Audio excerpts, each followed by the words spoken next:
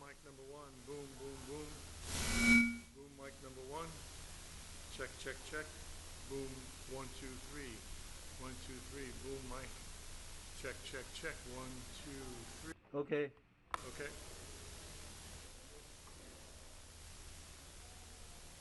This is boom mic number two. Boom mic number two. Okay. Okay.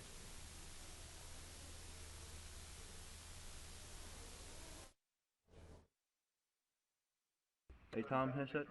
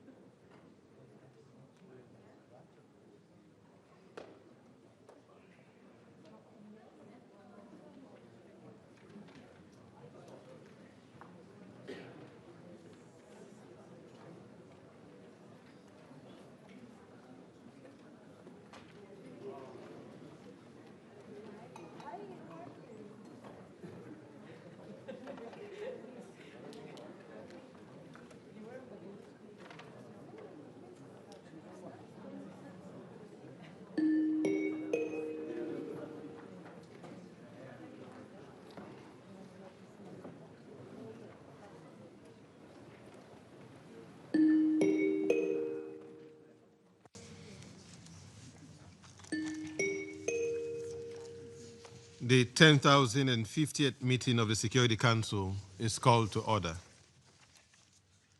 The provisional agenda for this meeting is maintenance of peace and security of Ukraine.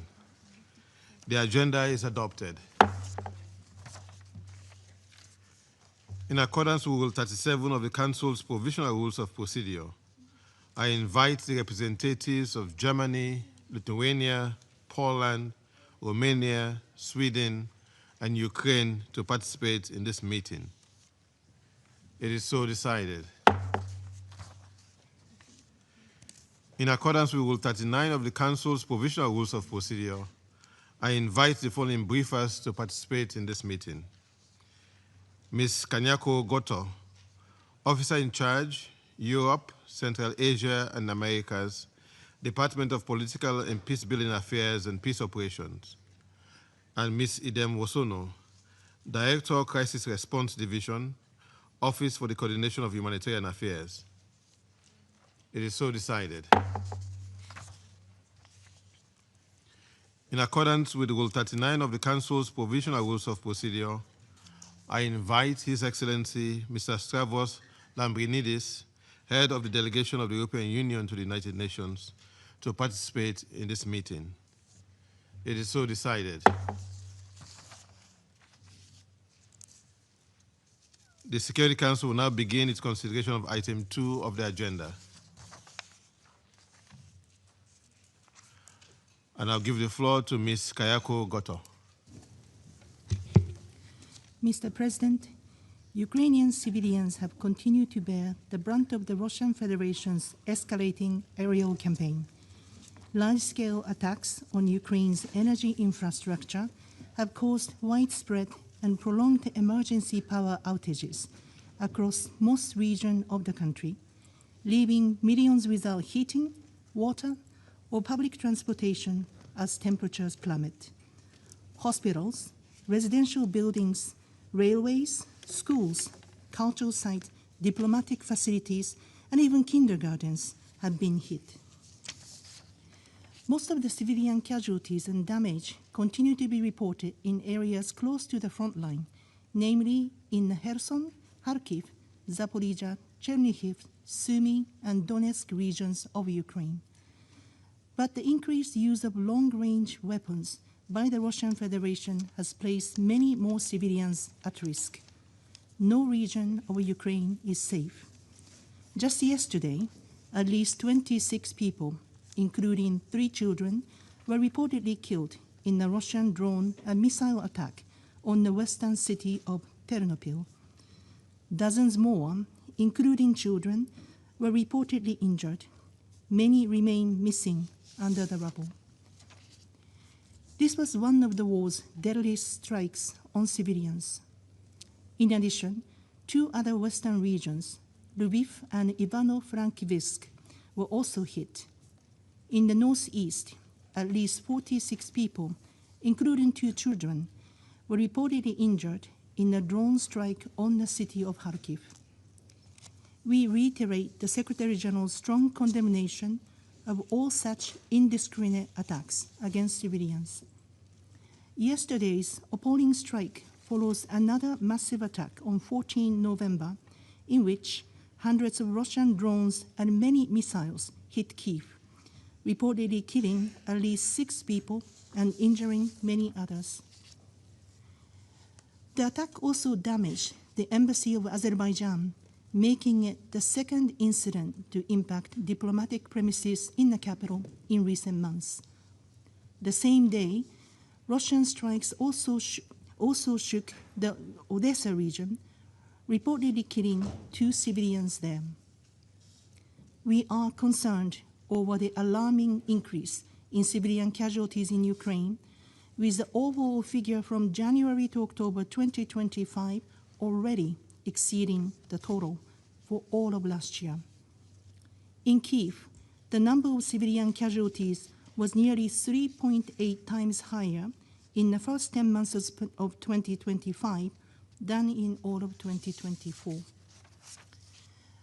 According to figures confirmed by the Office of the High Commissioner for Human Rights, Since the start of the Russian Federation's full-scale invasion of Ukraine in February 2022, 14,534 Ukrainian civilians, including 745 children, have been killed.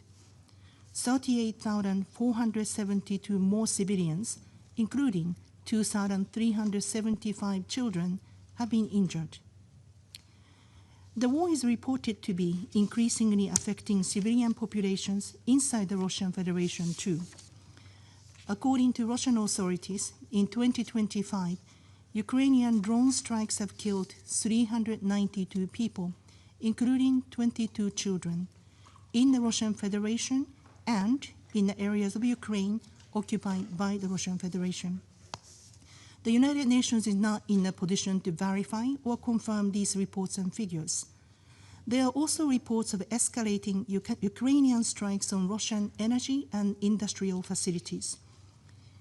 We recall that attacks on civilians and civilian infrastructure are prohibited under international humanitarian law.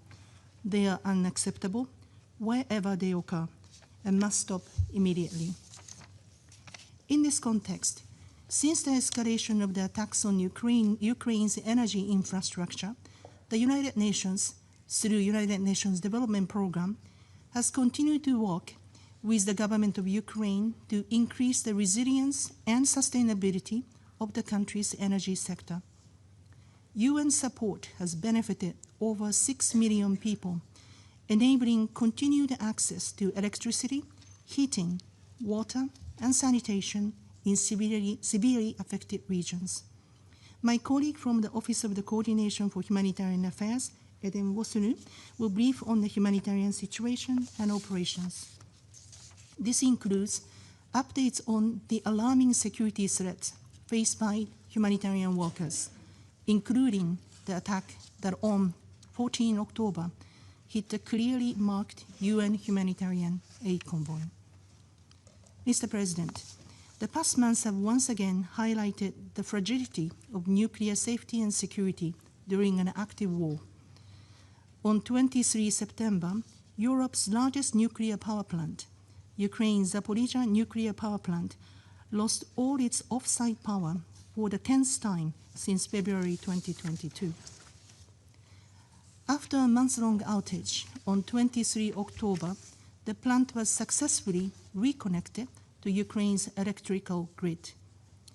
The required repairs were carried out under the protection of a local ceasefire negotiated by the International Atomic Energy Agency and observed by its teams on the ground. We commend the effort of the IAEA and continue to urge the sites to act responsibly. Any nuclear incident would have unimaginable consequences, not only for Ukraine and the Russian Federations, but far beyond. Such risk must be avoided at all costs. Mr. President, in all his engagements during the General Assembly, the Secretary General spared no effort to focus attention on the war in Ukraine and to uphold the United Nations' principled position in support of a just peace. As we meet today, Under Secretary General for Political and Peacebuilding Affairs, Rosemary DiCarlo, is wrapping up a visit to Ukraine. She traveled to Kyiv to ensure continued attention on developments in Ukraine and to personally reiterate the Secretary General's message of the United Nations' unwavering solidarity with the people of Ukraine. Mr. President, earlier this year, we were encouraged by the resumption of diplomatic efforts towards a ceasefire and a search for lasting peace. Nearly 4 years into this war, as the attacks escalate and casualties grow, and calls for an immediate and complete ceasefire increase, such efforts are even more critical. We urge concerted and inclusive diplomatic efforts resulting in tangible progress towards a just and lasting peace. The alternative is to risk letting the war prolong, expand, and escalate further to even more dangerous levels. We also encourage the Russian Federation and Ukraine to continue working to secure further exchanges of prisoners of war releases of civilian detainees, and return of Ukrainian children. In this regard, we take note of today's exchange of mortal remains between the sides. I would like to conclude by reiterating the Secretary General's repeated call for full, immediate, and unconditional ceasefire as a first step towards a just, comprehensive, and sustainable peace in Ukraine. This means a peace that fully upholds Ukraine's sovereignty, independence, and territorial integrity within its internationally recognized borders in line with the UN Charter, international law, and relevant UN resolutions. The United Nations stands ready to support all meaningful efforts to that end. Thank you. I thank Ms. Goto for our briefing. I now give the floor to Ms. Idem Wasonu. Mr. President, distinguished members of the Council, since OCHA's last briefing on 25 July, the toll of intensifying hostilities on civilians in Ukraine has continued to rise. Relentless missile and drone strikes day and night are killing and injuring civilians, destroying homes and damaging critical civilian infrastructure, including schools, health facilities, and energy distribution sites. For many, each air raid siren is a reminder that nowhere is truly safe. Civilians recently evacuated from Donetsk describe a constant buzz of drones ahead, leaving them unable to sleep or feel safe in their own homes. As freezing temperatures set in, fear, exhaustion, and recurring strikes are compounding hardship nationwide. Power outages are growing more frequent, depriving families of heat and water, the very essentials for survival. Allow me to share what we are seeing on the ground and what it means for our humanitarian response. In Pokrovsk and nearby Mirohrad, about 1,500 civilians, mostly older people, and those with limited mobility remain trapped without reliable access to water, power, or medical care. Just 100 kilometers further north in Lyman, fighting has left 3,000 people out of reach of humanitarian assistance. They fear being completely cut off, even as humanitarians stand ready to support whenever conditions allow. This deterioration comes amid a sharp rise in attacks harming civilian infrastructure, including health facilities. The World Health Organization has verified more than 500 attacks harming healthcare this year alone, leaving 19 dead and nearly 200 people injured.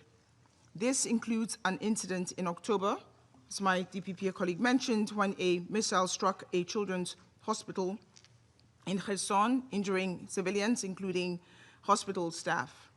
This pattern of attacks risks eroding an international legal framework that has taken more than a century to build. International humanitarian law demands that all feasible precautions need to be taken to avoid and minimize civilian harm. Indiscriminate attacks, including those that cause disproportionate civilian death, injury, or damage, are strictly prohibited. These fundamental rules must be upheld. At the same time, displacement and humanitarian needs are growing.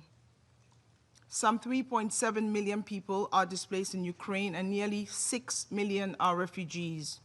This year alone, about 122,000 people have been newly displaced, mainly from frontline oblasts. The vast majority are women, children, and older people, many having moved multiple times since 2022 and now shelter in temporary collective centers or unfinished buildings. Humanitarian organizations, including the United Nations and its partners, continue to deliver humanitarian assistance wherever access allows. Collective centers are being expanded to host new arrivals, while interagency convoys deliver food, water, medical supplies to those who remain in the hardest to reach frontline communities. Between January and September, humanitarian partners reached more than 4.2 million people, over 2/3 of the target for 2025. Yet, the challenges facing humanitarian workers remain immense. They continue to operate under constant threat of shelling, restricted access, damaged infrastructure, unpredictable security conditions, all the while striving to reach most in need, often at great personal risk. In October, the UN-led convoy, as already referred to in Kherson, was attacked while trying to reach a community needing assistance. Footage of the strike later circulated on social media. It shows humanitarian vehicles being treated as targets. They are categorically not. Protecting humanitarian aid is not optional. It is both a legal obligation and a basic standard of humanity. Humanitarian access in several frontline areas is also shrinking. At the same time, access to areas under Russian occupation remains extremely constrained. We seek sustained, predictable humanitarian access where civilians face growing humanitarian needs and have received little to no international assistance.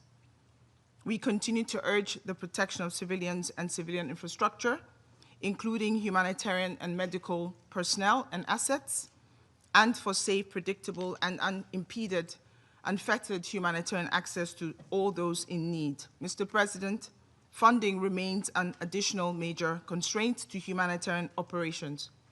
Of the 2.63 billion required under the 2025 Humanitarian Response Plan, we've received 46%. We are grateful to our donors. The winter component is thankfully 65%. May I say also in 2024, we received 77% of the funding received. We are hopeful. We urge you. Underfunding has a human cost. 72,000 displaced people lack adequate shelter. Survivors of conflict-related sexual violence are left without access to specialized care. An estimated 640,000 women and girls are affected by cuts to vital services, including those addressing gender-based violence. Overall, a growing mental health crisis leaves millions without psychosocial support. Through the humanitarian reset under Undersecretary General Tom Fletcher, we continue to sharply prioritize life-saving assistance and place affected people at the center of the response. The 2025-26 Humanitarian Needs and Response Plan is built around those core priorities, and the Ukraine Humanitarian Fund, again, thanks to our generous donors, is reinforcing them through channeling more resources to local partners and supporting targeted initiatives. Mr. President, the determination of Ukrainian communities is to survive and rebuild. That is remarkable. Teachers hold classes underground. Doctors perform surgeries without power. Volunteers drive along roads that are potentially mined to deliver aid, yet resilience is not protection. It cannot substitute for safety, dignity, or compliance with international humanitarian law, with international law. This Council and all members have a vital role to play in ensuring that international law is respected, a foundation of international peace and security. You also have a critical role in working toward an end to violence. Without it, human suffering and humanitarian needs will deepen. Humanitarian concerns must remain central to any future ceasefire or political process. The United Nations stands ready to make that happen. I thank you. I thank Ms. Wosono for briefing. I'll now give the floor to those council members who wish to make statement. I give the floor to the representative of Slovenia. Thank you, Mr. President. I wish to thank Ms. Goto and Ms. Wosorno for their briefings and their contribution to the discussion.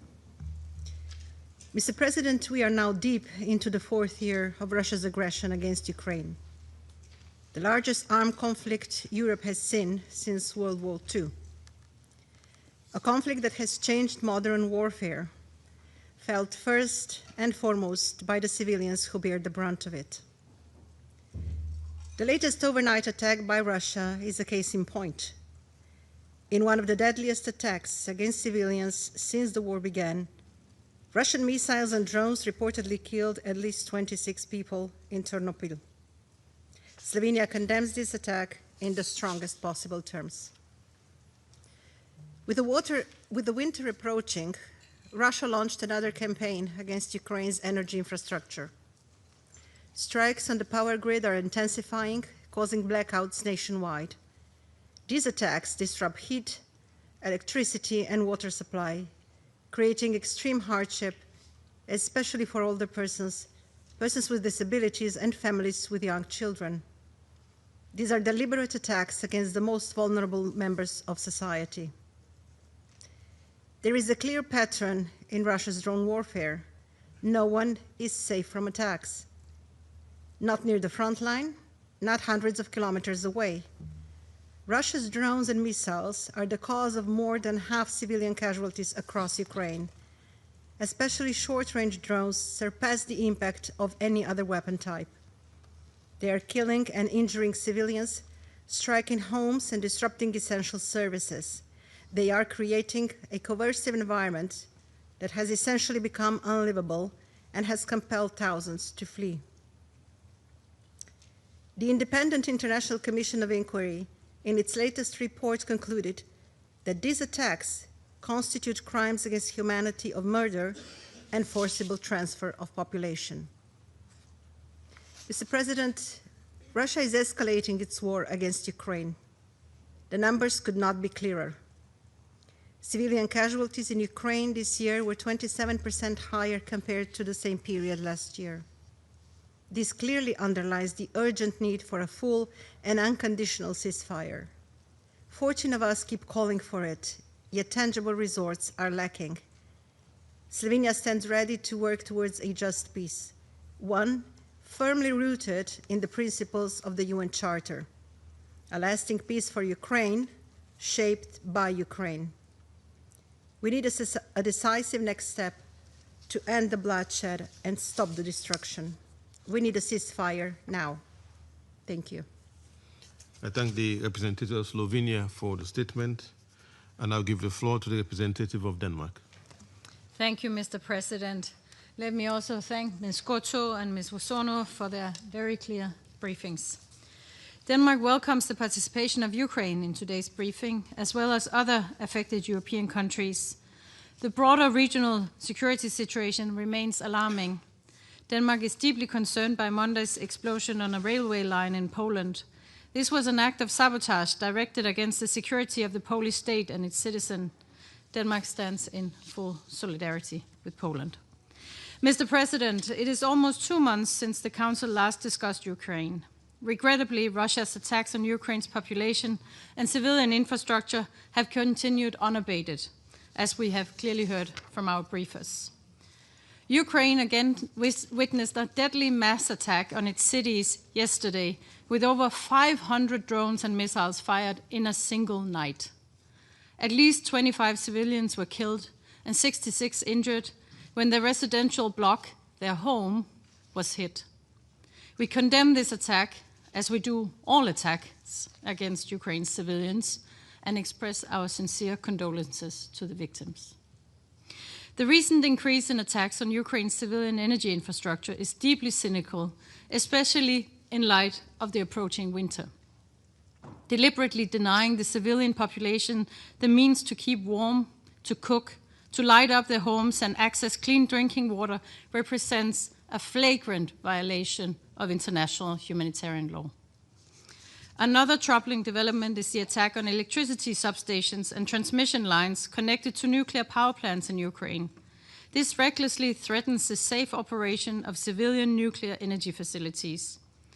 As we prepare to mark the 40th anniversary of the Chernobyl accident, we recall that this fallout did not respect national borders and impacted hundreds of thousands of square kilometers.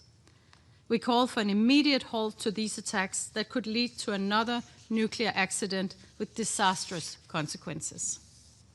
Mr. President, the deadly strike on a kindergarten in Kharkiv on the 22nd of October stands as a symbol of Russia's disregard for civilian lives.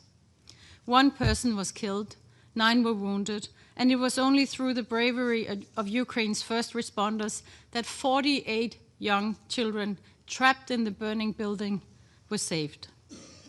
Unbelievably, that was not the only Russian attack on Ukraine's children that same week.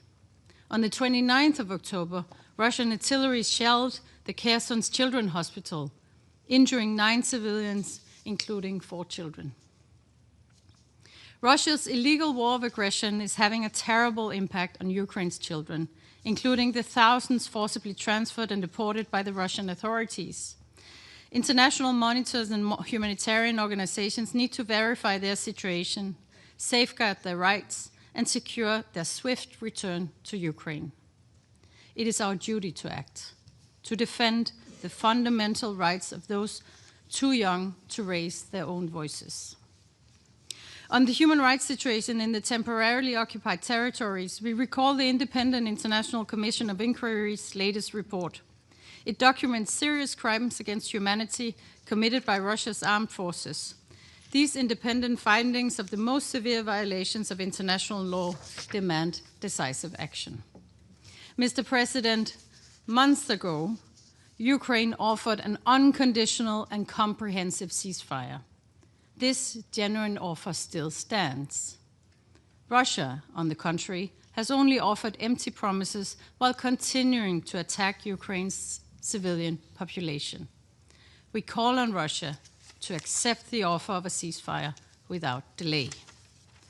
Denmark welcomes conversations about peace for Ukraine, peace talks that can lead to a comprehensive, just, and lasting peace. A lasting peace is, however, only possible if it's based on the principles of the UN Charter, in full respect of Ukraine's sovereignty, territorial integrity, and political independence. What is needed is a peace where Ukrainians can live in security, a peace with credible security guarantees to ensure this war cannot restart in the near future, a peace that does not reward the aggressor, leaving other countries constantly wondering if they will be next. Mr. President, let me conclude by reiterating Denmark's steadfast support to Ukraine and by reaffirming our fundamental position. Nothing about Ukraine without Ukraine, nothing about European security without Europe. Millions of Ukrainian men, women, and children have suffered more than enough for far too long. They deserve a comprehensive, just, and lasting peace. A ceasefire remains the indispensable first step on this path. I thank you. I thank the representative of Denmark for the statement. I now give the floor to the representative of France. Thank you, Mr. President. I'd like to begin by thanking Ms. Kayoko Goto, Acting Assistant Secretary General for Political Affairs, as well as Ms. Edem Wasono, Director of Operations at the Office for the Coordination of Humanitarian Affairs. I thank them for their briefings and for telling us about a conflict that has lasted far too long. Mr. President, a ceasefire is needed. France calls on all members of the Council to unite around a complete, immediate and unconditional ceasefire, which has also been requested by the Secretary-General of the United Nations. It calls on Russia to accept it and to engage in good faith in peace negotiations. The cessation of hostilities is a demand of the vast majority of the international community, as was shown recently by the official positions of the Group of Friends of Peace. Ukraine has repeated many times that it is prepared for a ceasefire. It accepted that in March when it was proposed by the United States. Ukraine has also for months expressed its readiness for peace negotiations at the highest level.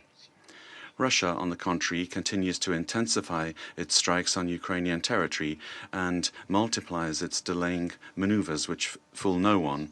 Ending this Russian aggression is a flagrant violation of the principles of the UN Charter. Stopping it is everyone's responsibility.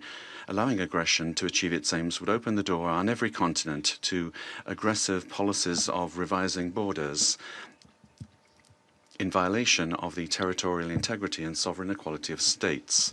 Mr. President, the reports the Council has just heard remind us, if it were necessary, of the unacceptable humanitarian situation that Russia continues to impose on Ukrainian civilians.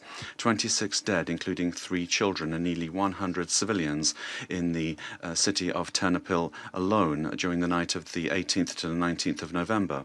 A few days earlier, a hospital and an embassy were hit in the capital in violation of international humanitarian law and the Vienna Convention. Among civilians, Russia also targets journalists. On the 3rd of October, French photojournalist Antony Lalican was killed in a Russian drone strike while carrying out his work and while he was wearing a press vest that clearly identified him.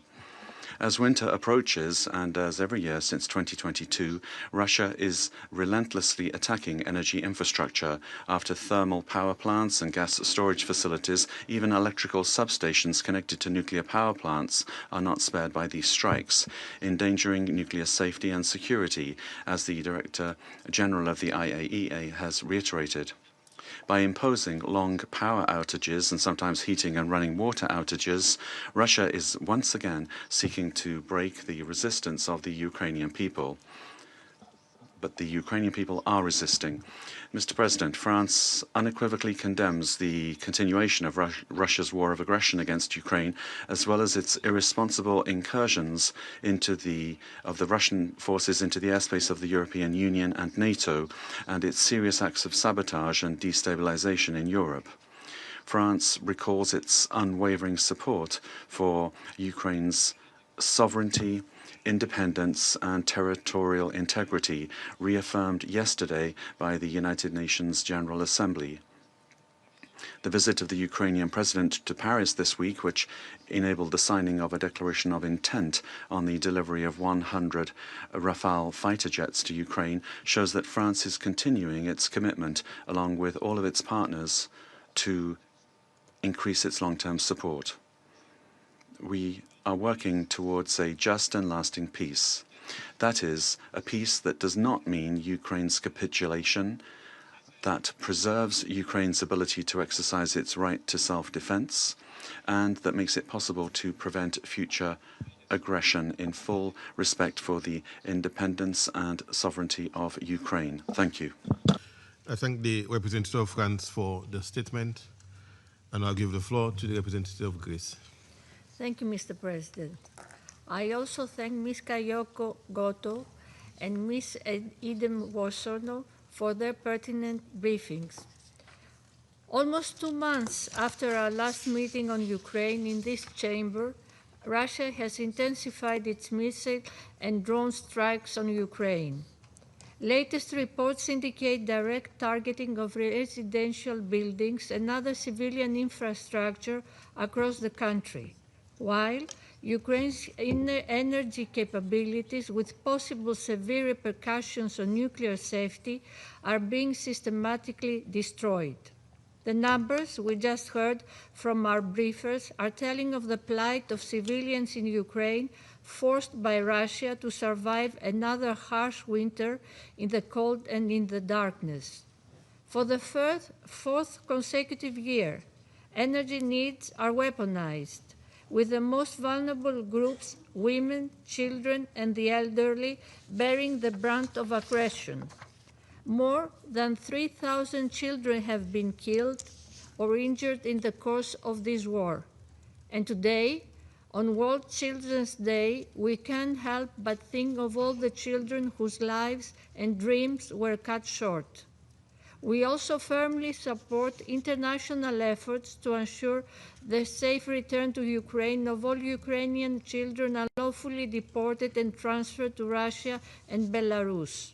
Once more, Greece reiterates its resolute condemnation of the massive civilian harm caused by such strikes as a blatant violation of international humanitarian law. On this occasion, we would like to express our deep sorrow for yesterday's horrendous, massive earth attacks, which targeted various Ukrainian cities and resulted to the death of 25 civilians, including 3 children.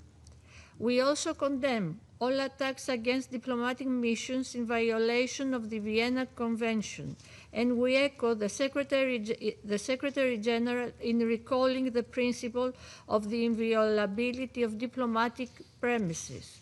This war of aggression against Ukraine has broader repercussions for global peace and stability.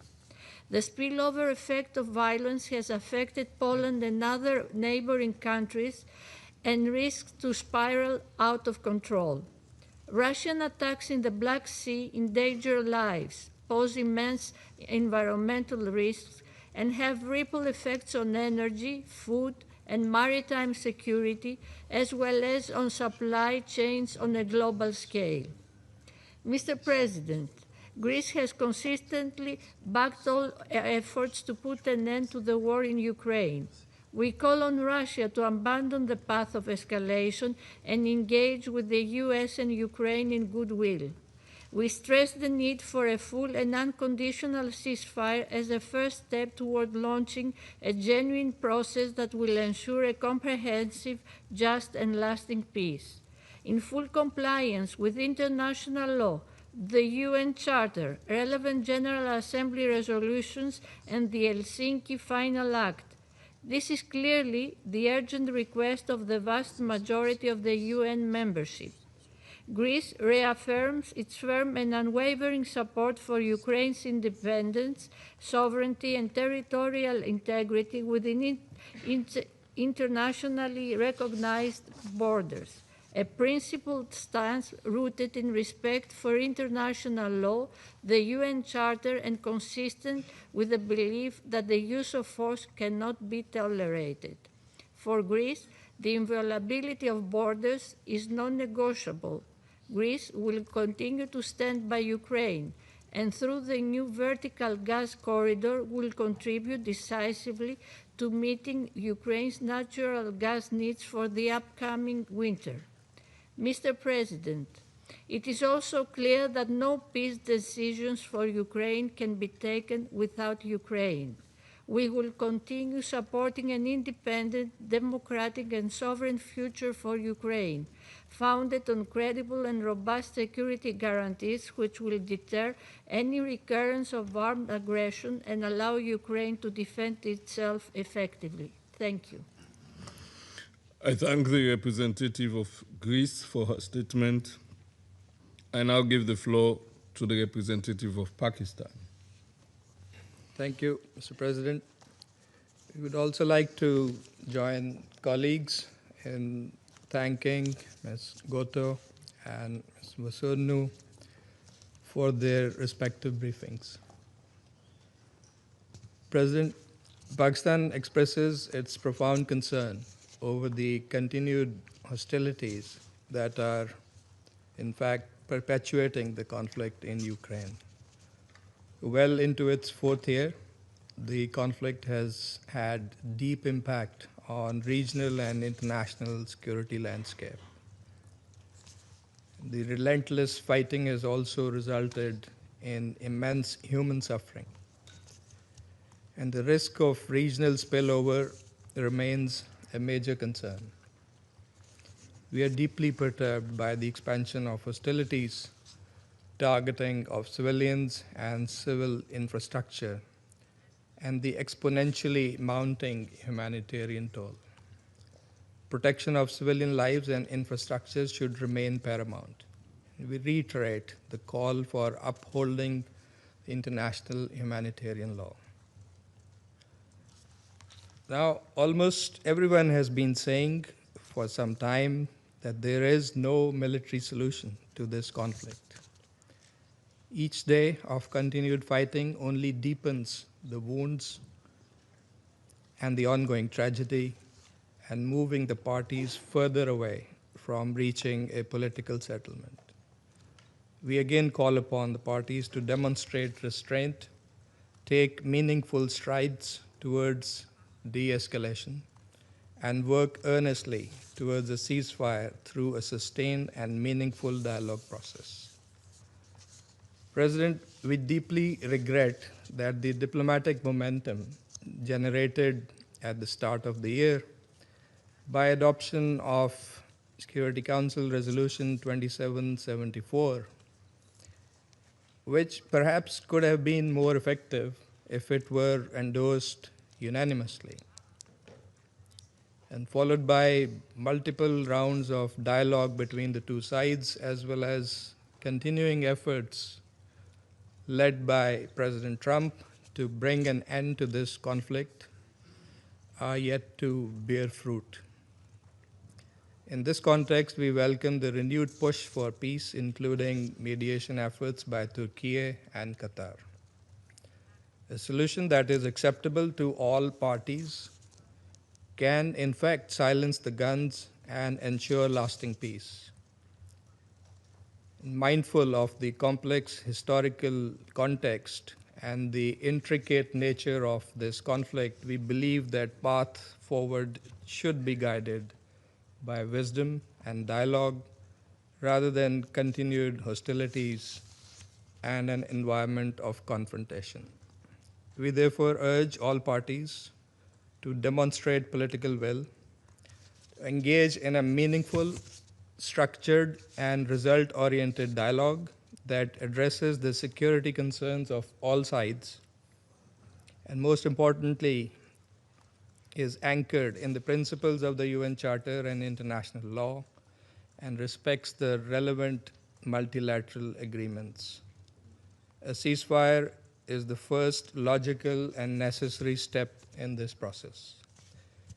Pakistan is a firm believer in the power of dialogue and diplomacy, and will continue to support all endeavors aimed at resolving the issue peacefully and in a just, comprehensive, and durable manner.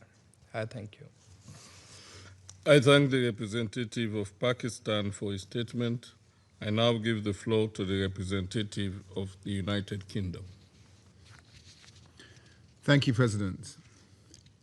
I thank Ms. Gotto and Ms. Wosonu for their briefing today, and I welcome the participation of the representative of Ukraine, along with other countries of the region. Colleagues, today, on World Children's Day, we are reminded of the Ukrainian children who've become victims of Russia's illegal invasion and imperialist warmongering. Of the nearly 53,000 verified civilian casualties from the start of the full-scale invasion, more than 3,000 have been children. These figures don't include the attack 2 nights ago, which reportedly killed a further 26 people, including 3 children. Russia has destroyed 358 educational institutions through aerial bombardments and damaged a further 3,161. Just last month, as we've heard, Russian strikes hit a kindergarten in Kharkiv. These attacks are part of a larger pattern. Russia is ramping up its attacks on civilian and energy infrastructure, directly resulting in even greater humanitarian crisis as winter sets in. Since May, Russia has launched the 32 largest air attacks of the entire war. The latest UN Commission of Inquiry on Ukraine report has concluded that Russia's repeated attacks with short-range drones against civilians amount to crimes against humanity and war crimes. But aerial attacks are not the only threat that Ukrainian children face. The Russian government has forcibly transferred children from their homes and communities. This is a naked attempt to erase Ukrainian identity, and with it, Ukraine's future. Let's be clear. These actions are signs of desperation. Russia's victory is not inevitable. They've been throwing everything at Ukraine, but have made only minor territorial gains in the past 4 years. And Russia's losses are unsustainable. Over 1 million soldiers have been killed or wounded. The cost of war for Russia is mounting. Military spending has increased to $159 billion this year, over a third of their total budget. Money that could be spent on the well-being of Russian citizens. Yet while the rest of the world calls for a ceasefire, Russia refuses. Since March, President Zelensky has offered an unconditional ceasefire. But President Putin has repeatedly shown that he's not serious about ending this war. Everyone in this chamber has taken on the responsibility to uphold international peace and security. Everyone in this chamber should do everything in their power to pressure Russia to agree to a ceasefire. I thank you. I thank the representative of the United Kingdom for the statement, and I'll give the floor to the representative of Somalia. Thank you, Mr. President. We express our gratitude to the briefers for their comprehensive update. My delegation remains profoundly concerned by the continued deterioration of the security and humanitarian situation in Ukraine. The latest development, particularly the ongoing military actions, affect civilian areas, underscore the urgency and the complexity of this crisis. We are deeply troubled by the continuous escalation of attacks on civilians and essential civilian infrastructure. The protection of civilians, particularly the most vulnerable, and the preservation of critical infrastructure are non-negotiable obligations enshrined in international humanitarian law. We reiterate that all parties to the conflict must respect and uphold the principles without exception. Hospitals, power grids, and homes must never be targeted. On this occasion, as the world observes World Children's Day, marking the anniversary of the signing of the Convention on the Rights of the Child, we voice our profound alarm regarding the adverse effects of this conflict on children.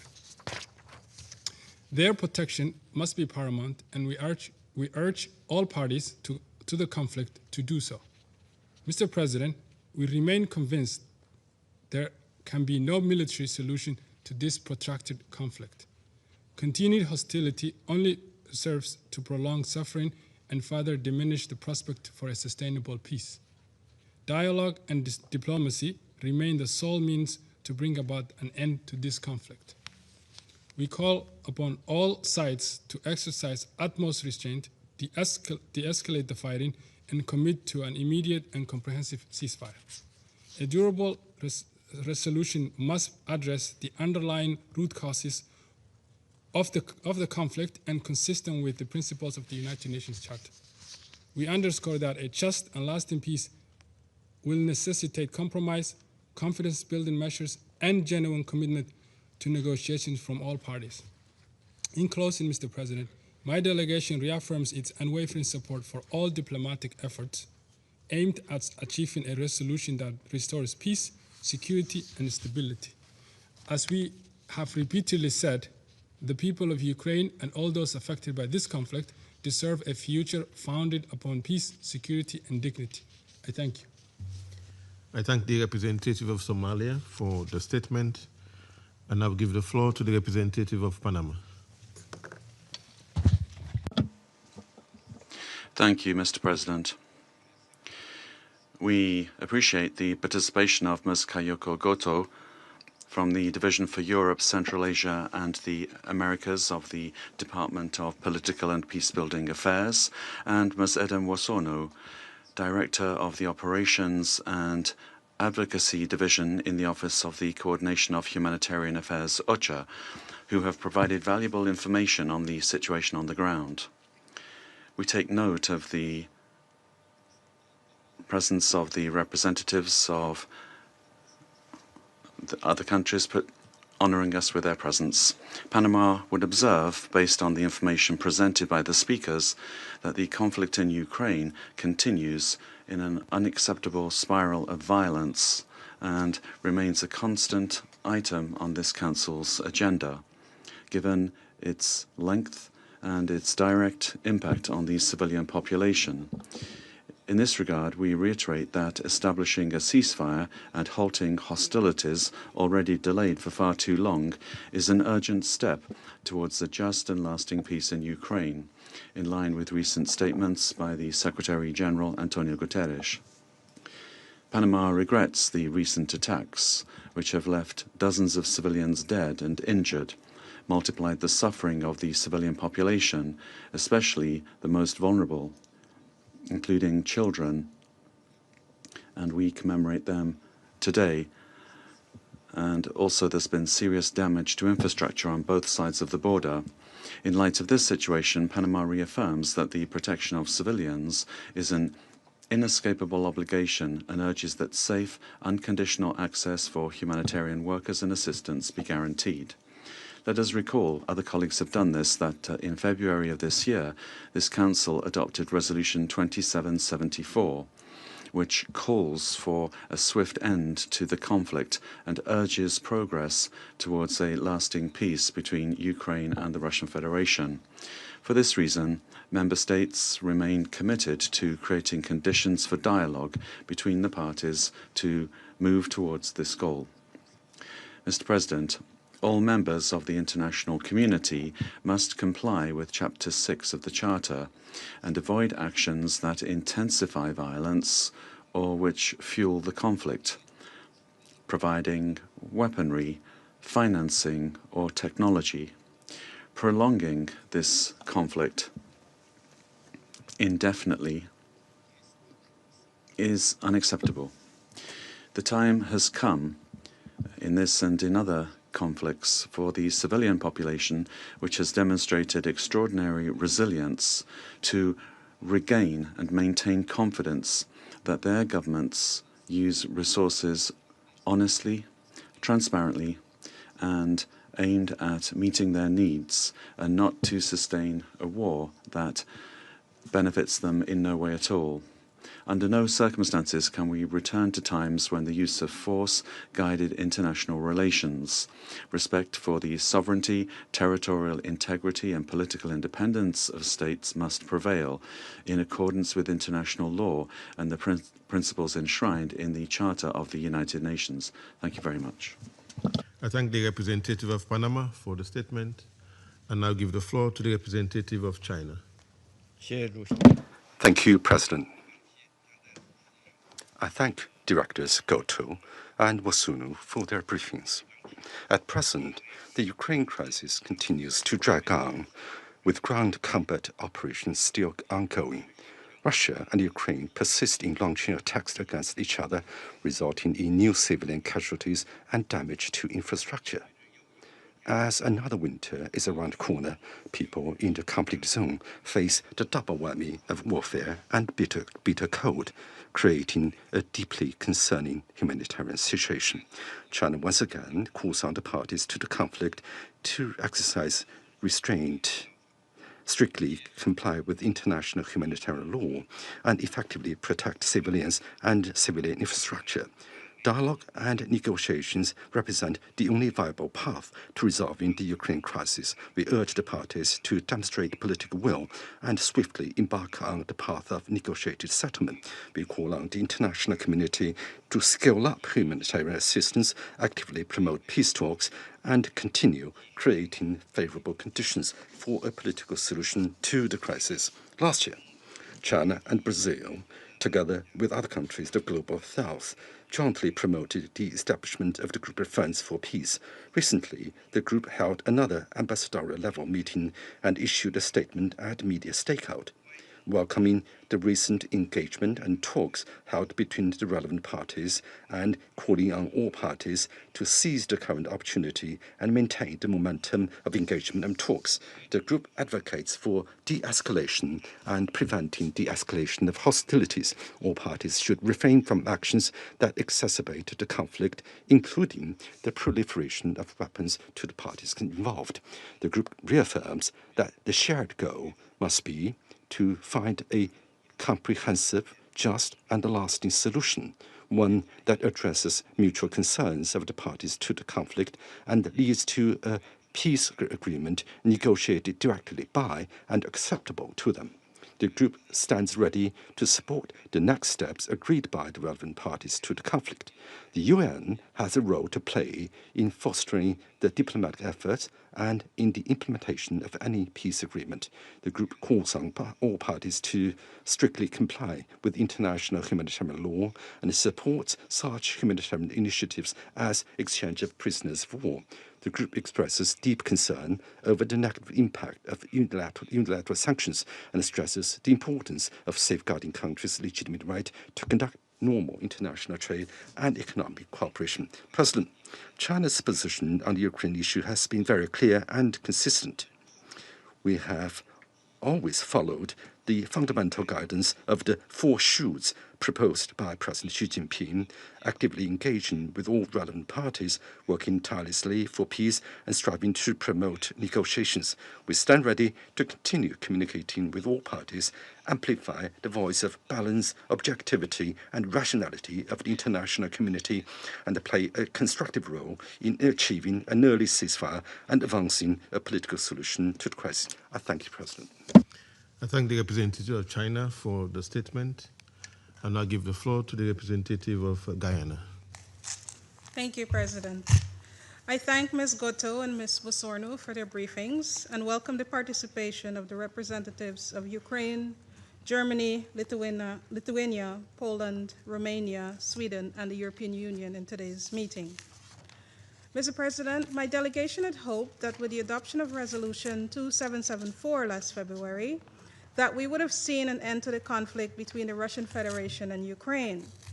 While we welcome the positive diplomatic efforts and initiatives undertaken over the past 9 months, including those engagements that led to the exchange of prisoners, we regret that these efforts have not yet resulted in an end to the conflict. Instead, we continue to receive reports of escalating airstrikes and a rising civilian death toll. We deplore the mounting civilian casualties resulting from recent long-range missile and drone strikes. The latest incident yesterday reportedly claimed the lives of 26 people and wounded many others, as we just heard from Ms. Goto.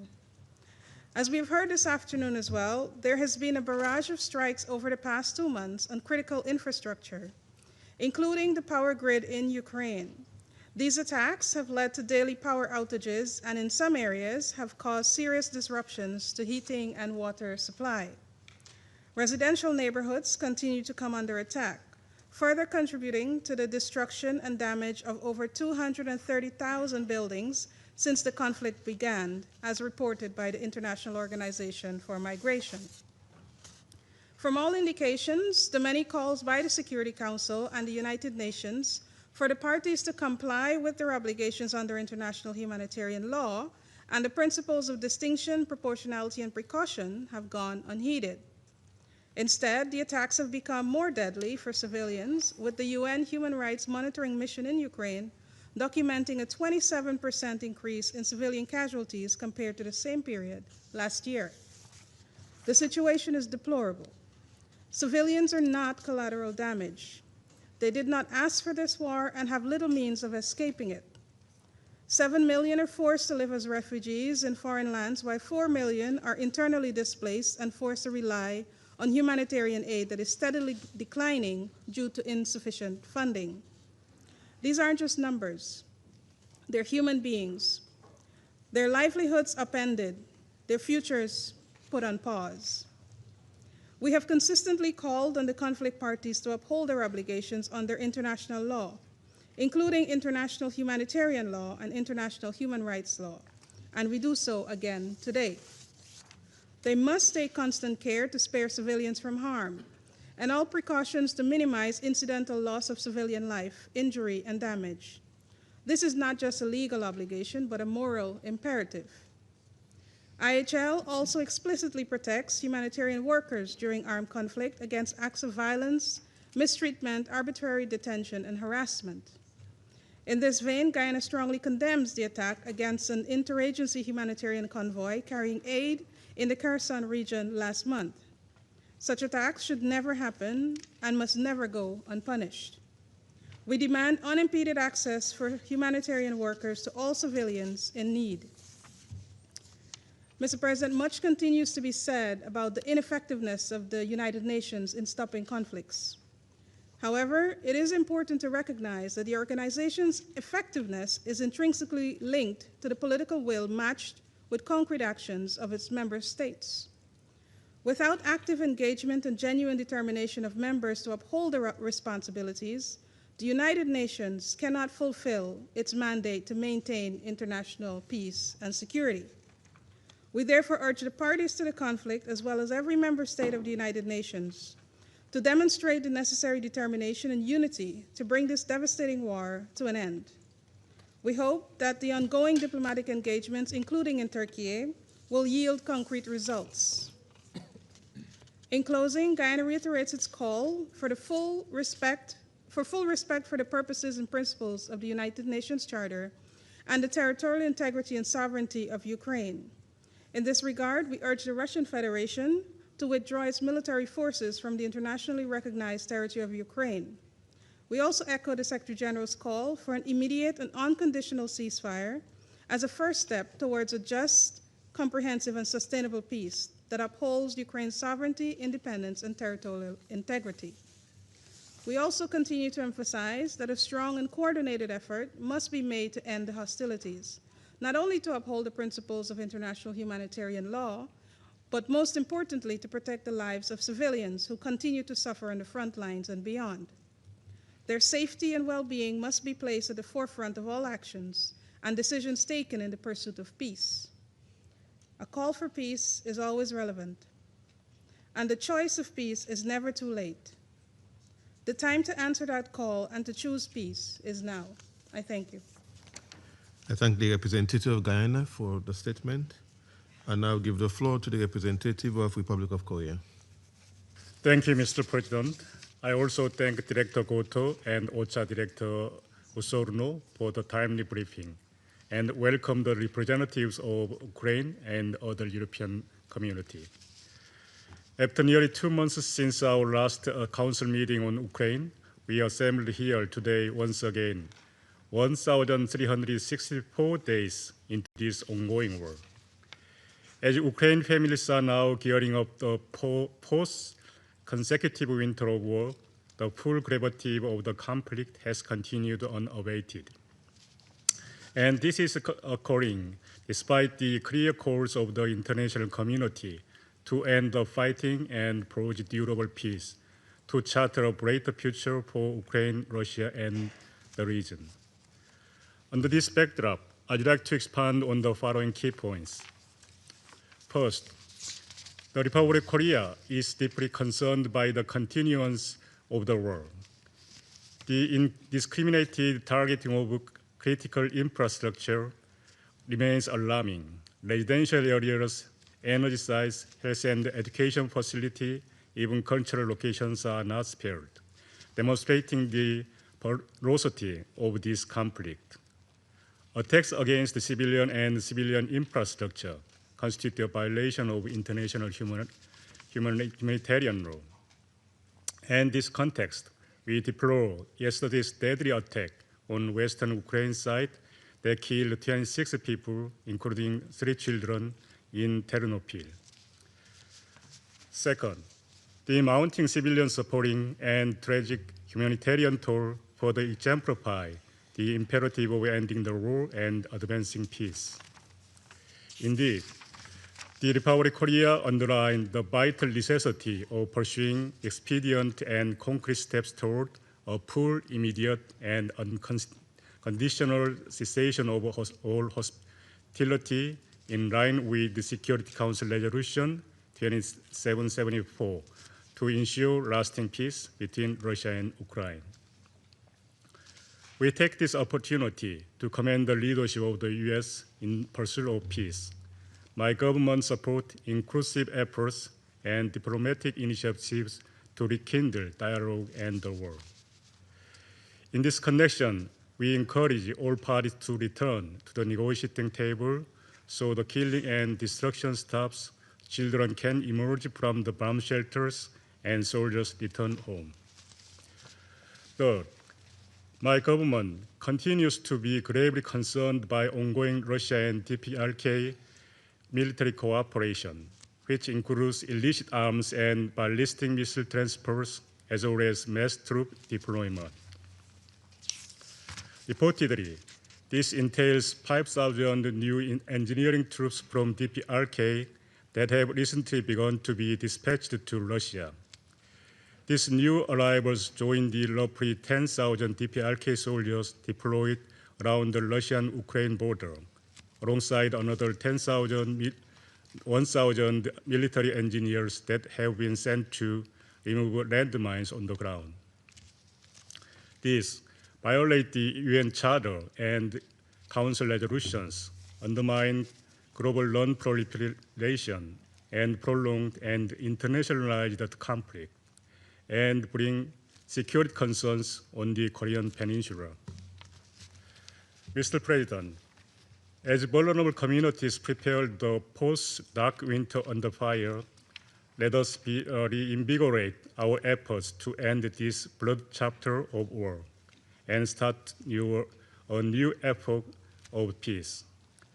We reiterate our principled call for swift ceasefire and end to all hostility. I thank you. I thank the representative of Republic of Korea for the statement. I now give the floor to the representative of Russian Federation.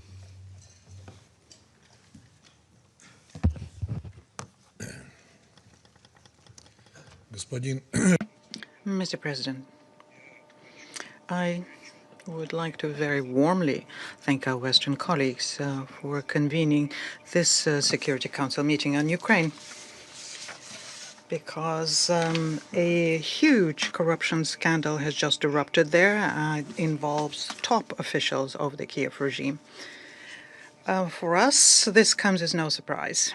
At almost every meeting, we have told you that you are dealing with a thieving, corrupt pack profiting from war with your money. It was not even a secret that fell open. It was so obvious that only the blind could fail to notice it. And here one is tempted to ask a question from a well-known skit which would be familiar to Russian and Ukrainian audiences. Question, where's the money? Answer, what money? On the 10th of November, the Ukraine's National Anti-Corruption Bureau, after a series of searches, reported uncovering large-scale embezzlement at Energoatom, which is the operator of Ukraine's nuclear power plants. According to the investigation, the organizer and the main beneficiary of the illegal enrichment scheme was Timur Mindic, Zelensky's longtime associate. NABU says that in just 1 year, members of this criminal network laundered about $100 million in kickbacks. And the same corruption scheme operated in the defense sector. The true scale of this scandal is something that we can only guess at right now, but here's just the tip of the iceberg. I haven't heard anyone at this meeting say a word about that. Meanwhile, Zelensky continues to tour European cities, begging for money and weapons to spend it for his own benefit and that of his inner circle. But Europe has no money left for Ukraine. Europe needs to rearm its own armies to prepare, as they hysterically claim, be ready for war with Russia by 2030. And where will they get money for Ukraine? Well, they can be stolen by stealing Russia's sovereign assets, for example. But this hasn't worked so far. So they resort to whipping up anti-Russian hysteria to scare and unsettle impressionable Europeans. For example, with alleged Russian drones entering airspace, the UK Defence Secretary John Healey dispatched British fighters and a frigate to monitor the Russian oceanographic vessel called Yantar. No sooner had an incident occurred with damaged railway tracks in Poland committed, according to the Polish authorities themselves, by 2 Ukrainians, than Warsaw declared, clearly without showing any evidence of the fact that the trail leads to Russia, because it was an act of state terrorism carried out by Ukrainians working for Russian intelligence. And the speed of arriving such conclusions by Polish authorities is truly astounding. We, after all, remember well who was the first to thank the United States in the Biden administration for the Nord Stream terrorist attack. It was Poland's current foreign minister, Sikorski. Now, on the ground situation, the position of Ukraine's armed forces remains dire, not to say catastrophic. Russian troops are successfully advancing on almost all fronts, essentially. According to Russia's Ministry of Defense, in the past week, several towns and villages in Kharkiv, Dnipropetrovsk, Zaporozhye regions was liberated, and in the DPR. Ukrainian military equipment, including Neptune launchers and U.S.-made HIMARS systems, being systematically destroyed, including command posts of the Ukrainian army, fortifications, armored vehicles, ammunition depots, and drone control centers. Supply lines are also being disrupted. Ukrainian units continue to suffer heavy losses and rapidly lose fighting capability. Ukrainian forces are stymied in major strategic hubs such as Krasnoarmeysk, which is formerly Pokrovsk, in Dmitrov, and Kupiansk. Kupiansk has been liberated. Kiev denies this, citing Russian propaganda. In late October, President Putin proposed granting unhindered access there for foreign journalists, including Ukrainian ones, to make sure that they can see firsthand what the situation is. Russian command was ready to suspend hostilities for 5 to 6 hours to create safe corridors for the press, but Kiev, of course, refused. And leading Western media and journalist associations also remained silent. Indeed, why would you want to learn the truth that would shatter Zelensky's carefully spread myths about Ukraine's invincible army? Ukrainian failures are accompanied by very brutal actions against civilians, which remain in contested cities. Nationalists call them zhdun, those who are waiting. Those who want to stay and then later move to the Russian side. On the 14th of November, 7 civilians killed in the DPR by targeted Ukrainian drone and mortar attacks were trying to evacuate a local priest, his wife, and parish families as they were trying to evacuate. They were methodically hunted down, and then the villagers were prevented from retrieving and burying the bodies as drones continued hunting for them. The fact that Ukrainian forces use civilians as human shields, place command posts in private homes, deploy air defenses in residential areas, conduct military operations in densely populated cities is something that's also being confirmed by foreign journalists now, who can hardly be suspected of being pro-Russian. But deliberate killing of isolated civilians fleeing combat zones is beyond evil, let alone humanitarian law. Between 20th October and 16th of November of this year, 307 Russian civilians were harmed by Ukrainian shelling. 260 people were wounded, including 20 minors, and 47 were killed, and this includes 2 children. Overall, civilian targets in Russian territory during this period received at the very least 13,195 munition rounds. Villages in the Lugansk and Donetsk People's Republics, Kherson, Zaporozhye, Belgorod, Bryansk, Kursk, and Moscow regions were harmed, as well as Saratov, Novorossiysk, and Volgograd were hit. But the UN Secretary General and his spokesperson show neither courage to speak about this nor words to express sympathy for the victims. But they very readily strongly condemn any Russian strikes based on any information, be it verified or not verified, provided to them by the UN resident coordinator in Ukraine, Shmale. We're not at war with Ukrainian civilians. Our forces act with maximum responsibility, striking only military targets, and they're supporting transport, energy infrastructure of Ukraine. According to leaked military documents, Ukraine's armed forces have lost more than 1.7 million troops since the start of the special operation. And this year alone, as of August, that figure was more than 600,000. Massive, irrecoverable losses are indirectly confirmed by body exchanges. When we return thousands of Ukrainian soldiers' remains and only receive about 20-30 bodies in return. It is very clear that Ukrainian troops under these conditions are fleeing en masse.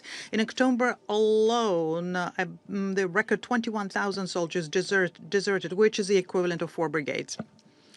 To replenish the Для восполнения потерь ведется беспрецедентная по уровню насилия мобилизация. В ход идут закрытие границ, блокировка банковских счетов, приостановка водительских прав и просто отлов людей на улицах. И хотя украинские пропагандисты и тут пытаются свалить все на российские фейки, международные СМИ не смогли проигнорировать неожиданное, но очень красноречивое доказательство. В начале ноября Украину с визитом посетила Анджелина Джоли. Ее охранника задержали прямо у нее на глазах и доставили для проверки призывной пункт. Всего за пару недель до этого инцидента таким же образом был мобилизован украинский журналист, работающий с британскими корреспондентами из издания «Сан». На этом фоне продолжает обсуждаться снижение возраста для обязательной мобилизации с 25 до 22 лет. 12 ноября мэр Киева Виталий Кличко озвучил эту инициативу в интервью изданию «Политика». Так дело скоро дойдет и до Гитлер-Югенда. Господин председатель, несмотря на окружение значительного количества украинских войск, колоссальные потери, насильственную мобилизацию, угрозы для мирного населения, главарь киевского режима запрещает признавать утрату городов, отдает приказы об удержании позиций до последнего бойца, запрещает отступать. Такая линия украинского руководства не имеет никакого отношения к военной реальности и носит чисто политический характер. Зеленский хочет показать западным спонсорам, что фронт держится с расчетом на продолжение финансирования войны с Россией.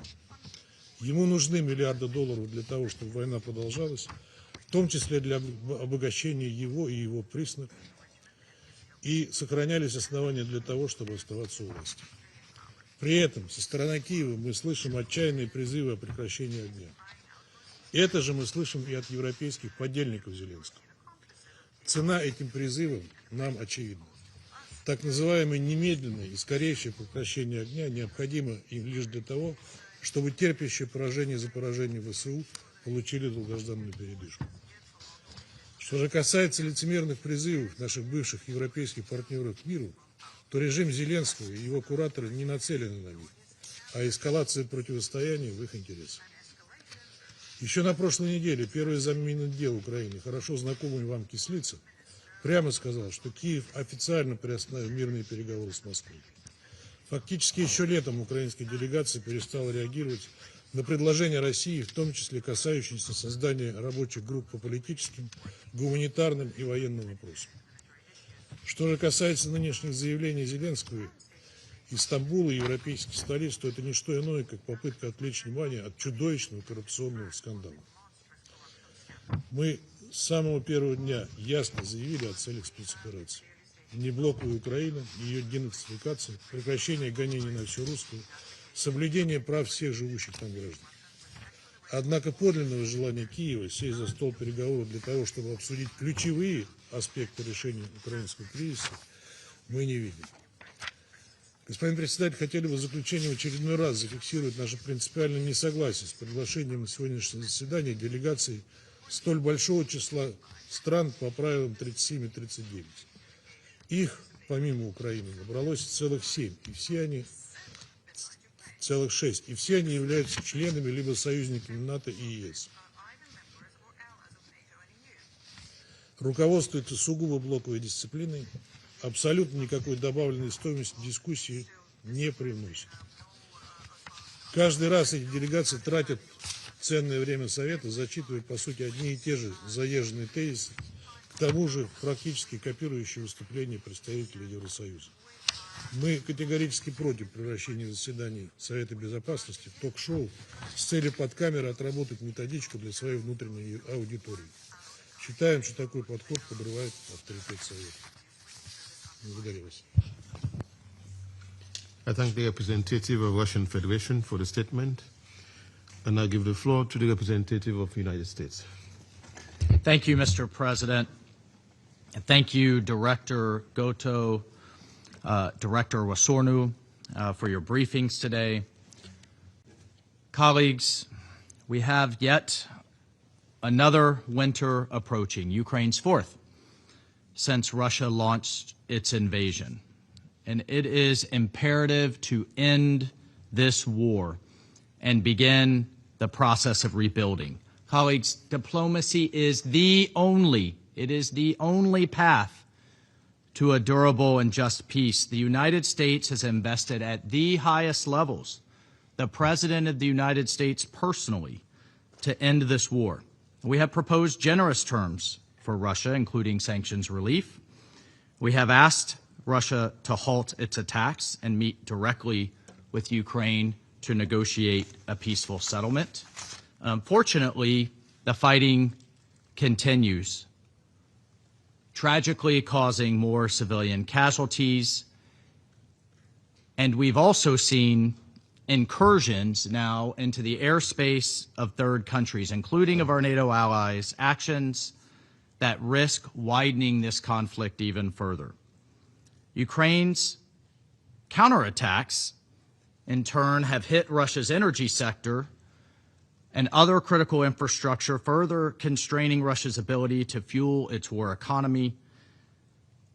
And Russia has now suffered more than 1 million casualties. It has endured severe international sanctions. Colleagues, the bottom line is the costs to all sides have been devastating, and it is beyond time for this war to end. And I would hope that we would all agree that this war will not end militarily. Russia's and Ukraine's leaders must negotiate. Both Russia and Ukraine must accept a ceasefire. Further, the U.S., from the international community standpoint, the U.S. has called on all countries, particularly those in Europe, to stop buying energy resources from Russia. And we have imposed additional sanctions on Russia's two largest oil companies, Rosneft and Lukoil. We did so on October 22nd. We can impose further economic costs if Russia continues to ignore calls for a ceasefire. We will also continue to make weapons available for Ukraine's defense. Colleagues, finally, we cannot let this meeting pass without calling for the return of the kidnapped and missing children from Ukraine, for the resolution of that issue. And colleagues, under President Trump's leadership, the United States will continue to pursue a path to peace in Ukraine. We ask all UN member states to join us in supporting these efforts, calling for a ceasefire, and ending this war. I thank you. I thank the representative of the United States for the statement, and I give the floor to the representative of Algeria. السيد الرئيس، أود بداية أن أتقدم بالشكر إلى السيدة كايوكو غوتو والسيدة إيديم وسورنو على إحاطتهما القيمتين. السيد الرئيس، تعكس التطورات الراهنة التي يعرفها الصراع الروسي الأوكراني مشهدا آخر من التصعيد، وذلك على وقع الاشتباكات العسكرية المتبادلة التي لا تزال تشكل يوما بعد يوم خطرا داهما على السلم والأمن الدوليين. وإذ تعرب بلادي عن قلقها جراء احتدام الصراع واستمرار الهجمات العسكرية بين الطرفين، لا سيما باستخدام الصواريخ والمسيرات، فإنها تعتبر أن إطالة أمد هذا الصراع لن يترتب عنه سوى تدهور للوضع الإنساني وسقوط لمزيد من الضحايا المدنيين بما فيهم النساء والأطفال والشيوخ، وإلحاقه لأضرار مدمرة بالبنى التحتية الأساسية، لا سيما ونحن على مشارف فصل الشتاء. وما يبعث للقلق أيضا هو استمرار منطق التصعيد بين الطرفين على الرغم من مبادرات الوساطة التي قد شهدناها والتي كانت تهدف إلى التخفيف من حدة الصراع وتقريب وجهات النظر وإحراز بعض التقدم في مسار البحث عن حل سياسي سلمي قد يرضي الطرفين ويضع حل لهذه الحرب. وفي هذا الصدد يود وفد بلادي التأكيد على النقاط التالية. أولاً، تجدد الجزائر دعوتها لوضع حد نهائي للمواجهات بين الطرفين، كما تجدد إدانتها لانتهاكات القانون الدولي وتدعو الطرفين للالتزام بقواعده بما فيها أحكام القانون الدولي الإنساني والحد من تدهور الأوضاع الإنسانية وضمان حماية المدنيين العزل وكذا البنى التحتية المدنية والحيوية. ثانياً، تحث بلاد الجانبين الروسي والأوكراني للتمسك بروح الحوار والتفاوض كأولوية قصوى وخيار أمثل وفعال لتهدئة الأوضاع ولتطوير تفاهمات مشتركة عوضاً عن اللجوء إلى التصعيد والاحتدام اللذان لن يفضيا إلا لتعزيز الهواجس الأمنية وتقويض السلم والأمن الدوليين.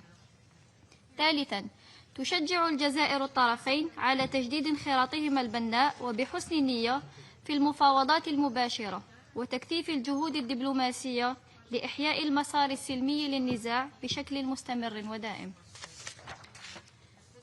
وندعو في هذا الإطار لتعزيز المشاورات من أجل استئناف عمليات تبادل الأسرى والإفراج عن المحتجزين بغية تعزيز المساعي التوافقية وتمهيد الطريق نحو تثمين العمل المشترك لحل هذا النزاع.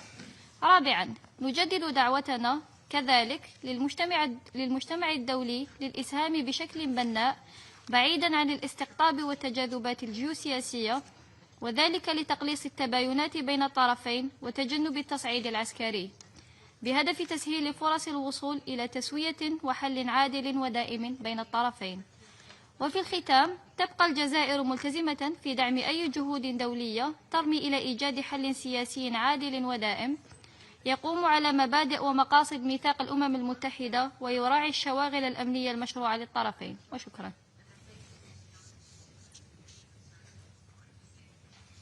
I thank the representative of Algeria for the statement.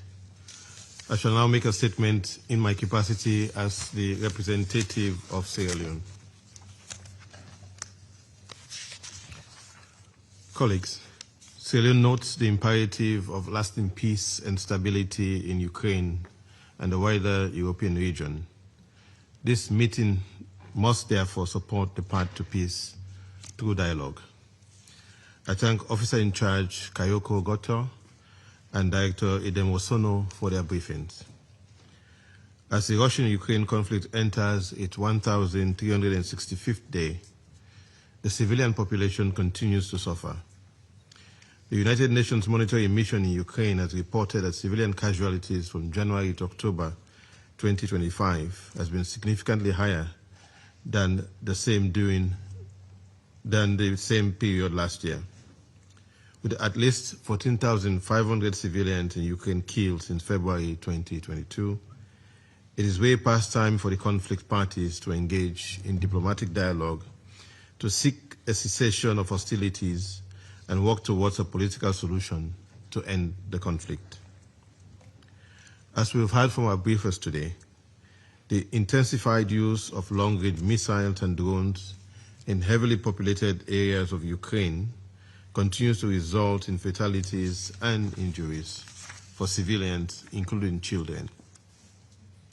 The drone attack on a kindergarten in Kharkiv last month, which resulted in 1 death and over 9 injuries, and for which we can only hope the innocent children who had to be evacuated to shelters can recover, is emblematic of the dire impact of this conflict. The horrors of war faced by millions of children in Ukraine, as well as in Russia, should serve as an impetus for the conflict parties to respond to a continuous call for an immediate ceasefire and a lasting peace through dialogue by the members of the Council. Sierra Leone is particularly concerned that as fighting continues for a 4th winter of sub-zero temperatures, the people of Ukraine face heightened risk of death and suffering. The deliberate targeting of energy infrastructure in this conflict, has resulted in widespread destruction of the country's power grid, which is reportedly operating at a third of its generation and transmission capacity. Increased power outages and prolonged disruption of heating, electricity, and water supply further endanger the lives of the elderly, disabled, and millions of displaced persons, deepening the humanitarian crisis. Attacks and damage to energy facilities have further disrupted learning for the millions of children in Ukraine who are enrolled in online learning. The targeted attack on civilians and civilian infrastructure that have characterized this conflict as serious violations of international humanitarian law. Military operations around nuclear sites and other critical energy infrastructure are unacceptable and contrary to IHL. So it reiterates its call for the parties to the conflict to respect international law, in particular international humanitarian law and international human rights law. Civilians must be protected from harm, including by taking necessary precautions to spare them from military attacks. In this regard, we urge the parties to the conflict to refrain from operating in and around civilian infrastructure, including deliberate targeting of energy, water, sanitation systems which are essential to life. Noting the warning from OCHA and other humanitarian organizations that this coming winter will be particularly difficult for people in Ukraine, faced with soaring prices, job losses, and little or no income and savings in a wartime economy. So it calls for urgent and increased support for the humanitarian response plan, including the winterization aid plans that provide cash assistance, food, water, medicine, and essential winter supplies to millions of people. Colleagues, the Security Council has to ensure the implementation of Resolution 2774. After almost 4 years of fighting, it is clear that this conflict will not address the legitimate concerns of the parties without negotiations.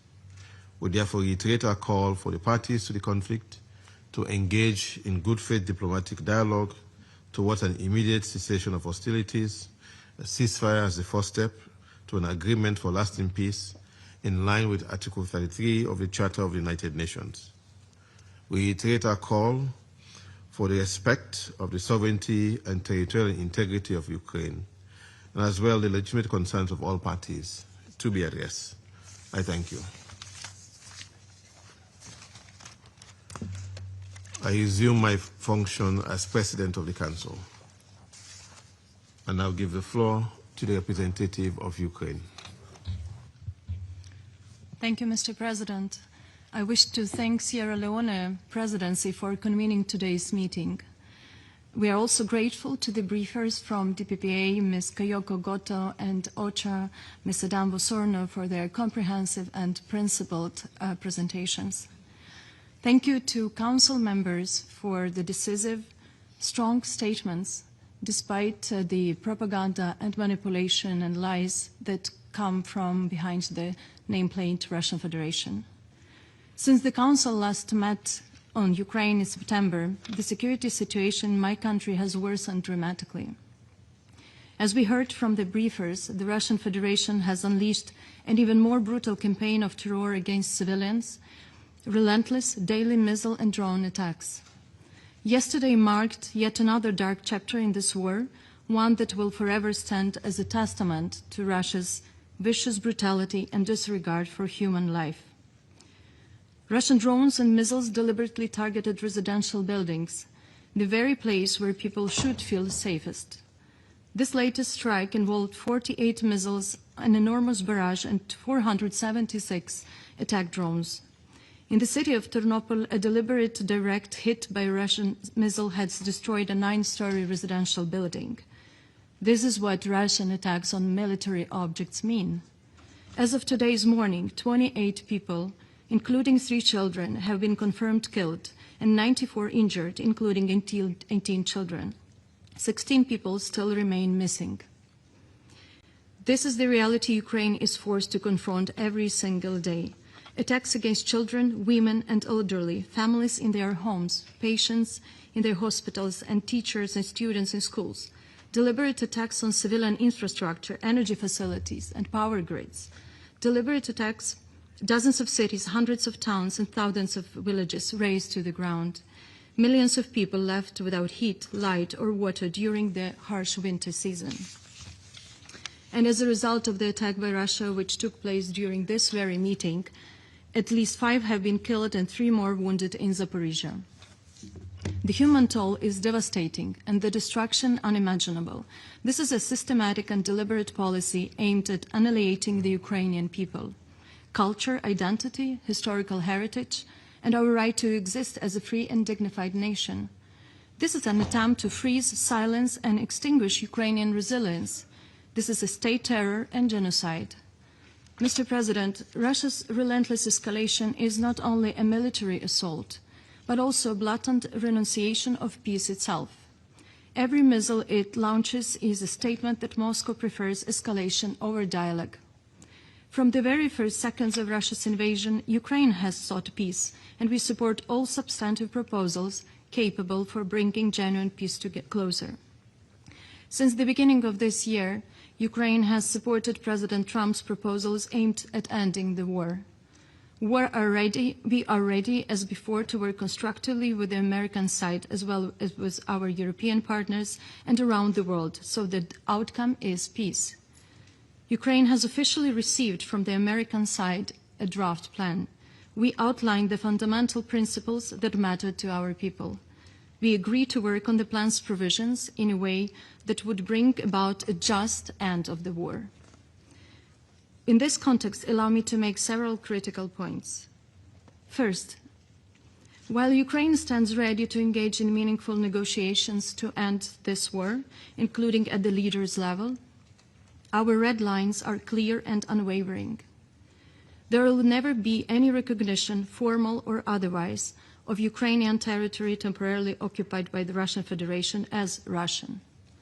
Our land is not for sale. Ukraine will not accept any limits on its right to self-defense or on the size and capabilities of our armed forces. Nor will we tolerate any infringement on our sovereignty, including our sovereign right to choose the alliances we want to join. Any genuine peace process must respect a fundamental principle: nothing about Ukraine without Ukraine, and nothing about Europe without Europe. And let me be equally clear, we will not reward the genocidal intent that underpins Russian aggression by undermining our identity, including our language. Second, support for Ukraine is indispensable. Peace requires strengthened security and sustained financial assistance to Ukraine. Reinforcing Ukraine's defense capabilities is not an escalation. It is the only path to compelling Russia to engage constructively in international peace efforts. In this regard, we express profound gratitude to all partners and allies. This support is an investment in the rules-based international order and global peace. Third, the Kremlin regime will not stop unless it is stopped through unyielding and concerted pressure. There is only one realistic path to ending this war. Russia must be compelled to retreat economically, politically, and militarily. If we fail to stop Russia now, its aggression will not end with Ukraine. It will continue to export war, occupation, and repression. It will commit more atrocities, torture, inhuman treatment of civilians and prisoners of war, widespread sexual violence, the abduction of children, the destruction of cultural heritage, and environmental devastation. Europe has lived through this before, and we must not dare forget those lessons. History will be a merciless judge if Russia is eventually rewarded of its war of aggression instead of held accountable. Fourth, the end of the war and the role of this Council. Ukraine has repeatedly called on this Council to adopt a resolution demanding a full, immediate, and unconditional ceasefire. Our people deserve to feel free and protected. A ceasefire is an essential prerequisite for meaningful negotiations. It is the first step toward halting Russia's war of aggression and creating space for diplomacy. We reiterate our call on the Council members to adopt a resolution demanding a full, immediate, and unconditional ceasefire. Mr. President, today the world marks World Children's Day and reaffirms that every child has the inherent right to life, to grow up in a safe environment, to preserve their identity, to remain with their family whenever possible, and to enjoy their childhood and future. Yet in Ukraine, Russia's contribution to this global observance is the bodies of Ukrainian children pulled from beneath the rubble. Since the beginning of the full-scale invasion, almost 700 children were killed. More than 2,000 have been wounded. Tens of thousands have been forcibly transferred and deported. We cannot bring back the children whom this war has already taken. We cannot undo the horrors that Russia has inflicted on Ukrainian boys and girls. But there is one thing we can still do and must do together. We can stop the abduction of Ukrainian children. We can end this crime now before more young lives are stolen, before more families are torn apart. That is why Ukraine has presented to UN member states the draft UNGA resolution, Return of Ukrainian Children. Its message is clear and simple and contains of three key elements. The Russian Federation must ensure the immediate, safe and unconditional return of all Ukrainian forcibly transferred or deported children. The Russian Federation must cease without delay any further practices of forcible transfer, deportation, separation from families, change of personal status, including citizenship or adoption, and indoctrination of Ukrainian children. The Secretary General is requested to exercise his good offices and take all necessary steps to facilitate the return of Ukrainian children. The vote will take place in early December, and we call on all member states to support this concrete humanitarian initiative. I thank you, Mr. President. I thank the representative of Ukraine for the statement. I'll now give the floor to the representative of Lithuania. Thank you, Mr. President. I have the honor to speak on behalf of the Baltic states, Estonia, Latvia, and my own country, Lithuania. We also align ourselves with the statement by the European Union. I sincerely thank the UN briefers for their substantive reports. We are shocked by yet another drone and missile attack on Ukraine yesterday. Russia fired 476 drones and 48 missiles that killed 25 people and in an apartment building in the city of Ternopil, with about 80 others wounded. We reiterate our full support and gratitude to the UNDP resident coordinator, Matthias Schmale, and his team, as well as UN agencies providing humanitarian assistance across Ukraine in the extremely dangerous environment. The Baltic states strongly condemn Russia's continuous daily attacks on Ukraine, striking and killing civilians, bombing hospitals, schools and kindergartens, targeting energy infrastructure, and triggering more power outages across the country. These are blunt violations of international law. The UN Human Rights Monitoring Mission in Ukraine has verified that in October, at least 148 civilians were killed and 929 injured. The casualty rates continue to increase by 27% compared to last year until November. This reflects a sharp escalation in violence against civilians and critical civilian infrastructure, and is especially worrying with the upcoming winter. Such attacks constitute war crimes and deprive civilians of elementary humanitarian needs and fundamental rights. For 4 years now, Russia is continuing its terror against civilians. The latest report by the Independent International Commission of Inquiry on Ukraine states that Russian authorities have systematically coordinated actions to drive out Ukrainian civilians from their homes in the occupied territories. Russia's military intentionally targets civilians and civilian objects in brutal, as they call, human safari in the frontline areas. Russia also has forcibly conscripted Ukrainians in the territories it occupies, mobilizing high numbers of the residents into the ranks of its armed forces. The Baltic states continue to be particularly alarmed by the continuous forcible transfer and deportation of Ukrainian children to Russia and Belarus. We therefore firmly support Ukraine's resolution addressing the situation of Ukrainian children and the urgent need to ensure their safe return. Mr. President, we are equally alarmed by the horrendous treatment of Ukrainian prisoners of war amid consistent reports of torture, ill treatment, and summary executions. Such a treatment is a war crime and must be prosecuted accordingly. We are also concerned by the growing number of uses of ammunition containing hazardous chemical against Ukrainian military personnel in violation of Chemical Weapons Convention. Moreover, the attacks on the substations of the nuclear power plants show blatant disregard of nuclear safety and security in Ukraine. In October, due to the Russian strikes, all Ukraine's operating nuclear power plants had to revert to emergency generators. Russia systematically destroys Ukrainian energy infrastructure with the aim of creating unbearable living conditions for the civilian population, particularly during the harsh winter season. We call on the member states and UN institutions to continue their assistance for the maintenance of the critical energy infrastructure of Ukraine. The Baltic states will continue to support Ukraine's energy infrastructure, including supplying the necessary equipment. Mr. President, Russia's aggression is no longer confined to Ukraine's borders and is spilling across Europe. Russian nationals, shadow fleet operators, and other agents are conducting sabotage and engaging in clandestine activities. We recall the recent council meetings on drones in Poland and fighter planes in Estonia. On behalf of my own country, I would like to reiterate the persistent and provocative actions of Russia's ally Belarus, as I have recently written in a letter informing the Security Council. The Baltic states called on the Council members to condemn the ongoing hybrid operations by Russia and its supporter Belarus, as they may lead to the further escalation. These irresponsible and dangerous actions must be ceased immediately.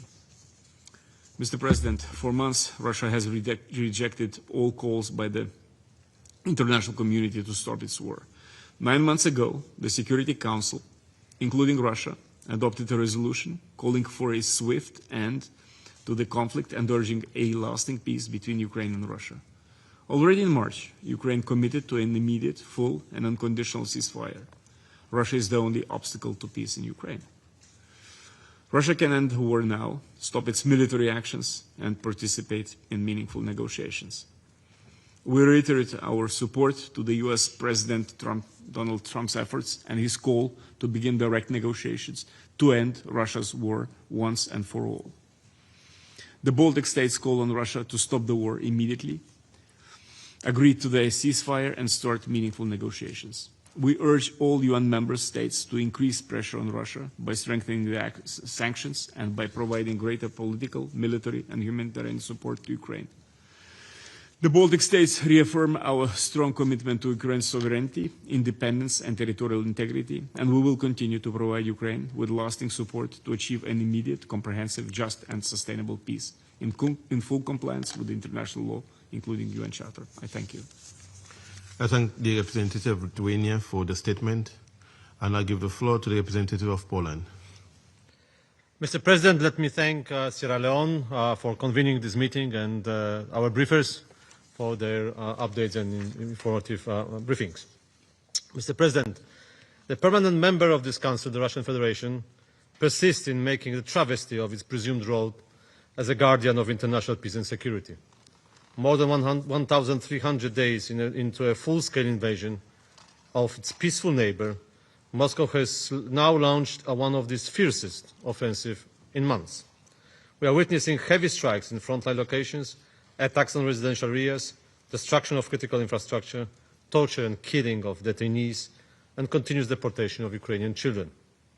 As we all heard today in the interventions, yesterday at least 25 people were killed, including 3 children, in the missile drone attack on the city of Ternopil. Russia carried out this attack against the civilian apartment blocks. They directed missiles and drones into the people's homes. Mr. President, 2 months ago, the Council met at the request of my country, following Russia's violation of the Polish airspace with its drones. Now we are facing another major escalation, of which I would like this Council to be rightly informed against the Russian disinformation. On November 15 to 16, 2 acts of diversion targeting Polish railway infrastructure occurred, including the blowing up of a section of the track on the Warsaw-Lublin route, which is crucially important for the delivery of the aid, including the United Nations assistance, to Ukraine. According to the investigation, these were intentional actions aimed at causing a railway disaster. Many people's lives were put at risk. These were the most serious acts of sabotage against Poland since the beginning of Russia's full-scale aggression against Ukraine. Fortunately, a tragedy was averted, but another line was crossed. These actions are evidence of how Russia is spreading its aggression into other countries in the region. Two saboteurs were promptly identified as, of course, individuals bearing the Ukrainian passports, but one of them was sentenced already in May 2025 by Ukrainian court of an act of sabotage committed on behalf of the Russian security services. The other one was of Donbas origin. Both fled from Ukraine to Belarus, where they were also went after committing the sabotage operation in Poland. As predicted, the incidents are being followed by the Russian propaganda and disinformation, conduct we witnessed all too often in this chamber also today. Russian media are attempting to portray the sabotage as a Ukrainian provocation. We are closely monitoring the information sphere and Russia's attempts to inflict the damage there, as well as to sow divisions within our own society. Mr. President, all this is happening in defiance of diplomatic initiatives, especially those led by the United States and President Trump, and despite the will of the international community repeatedly expressed here at the UN. Russia has consistently chosen war over peace, destruction over building, and death over life. For self-interest elites in the Kremlin, the massive loss of life, even among Russian soldiers, and the deepening economic crisis at home are of no importance. Moscow shows no interest in halting its unprovoked aggression against Ukraine and even rejects a ceasefire. We will, however, continue to support a just peace in Ukraine, one that is acceptable and supported by Ukraine as a victim of aggression and in accordance with the principles of international law. We must hold Russia accountable for its actions and deter future wars in our region and beyond. Mr. President, Ukraine's reconstruction will remain our high priority.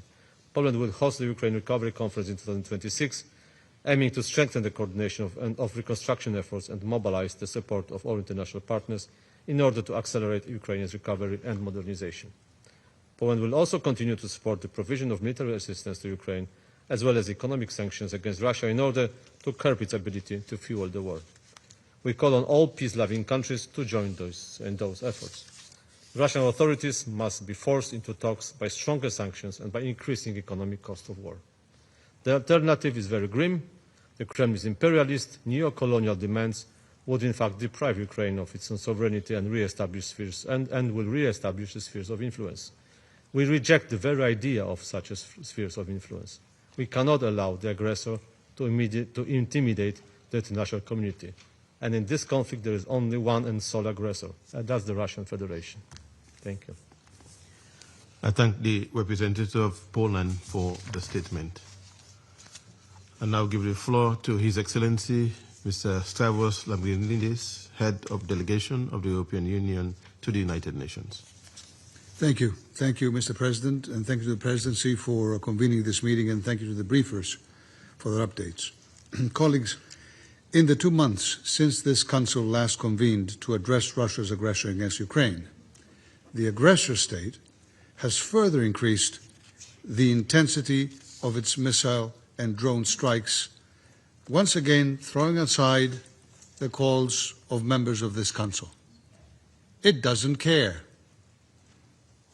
It has, in fact, increased its systematical targeting of civilians and civilian infrastructure in clear violation of international law. On Tuesday, Russian attacks reportedly killed at least 25 people, including children, in 2 residential areas in Chernobyl. Earlier this week, we learned of an unprecedented act of sabotage involving the blowing up of a railway track in Poland. This incident directly concerns the security of an EU member state and its civilians. The threats to our security are real and growing. After investigations, the sabotage was attributed to individuals previously accused of cooperating with Russia. Russia continues to demonstrate what we have repeatedly warned about in this chamber. Not only that it lacks any real political will to end its aggression and engage in meaningful peace negotiations, but fundamentally that the only real root cause of this war is its desire to recolonize by force 34 years after it regained its independence as sovereign and independent member of these United Nations. Colleagues, the UN, in case we forget, was created to promote decolonization, not recolonization. Russia may want us to forget this, but we won't. While Russia cynically attacks Ukraine's energy sector ahead of a harsh winter, the call for an immediate, full, and unconditional ceasefire grows even louder. Ukraine demonstrated its readiness months ago.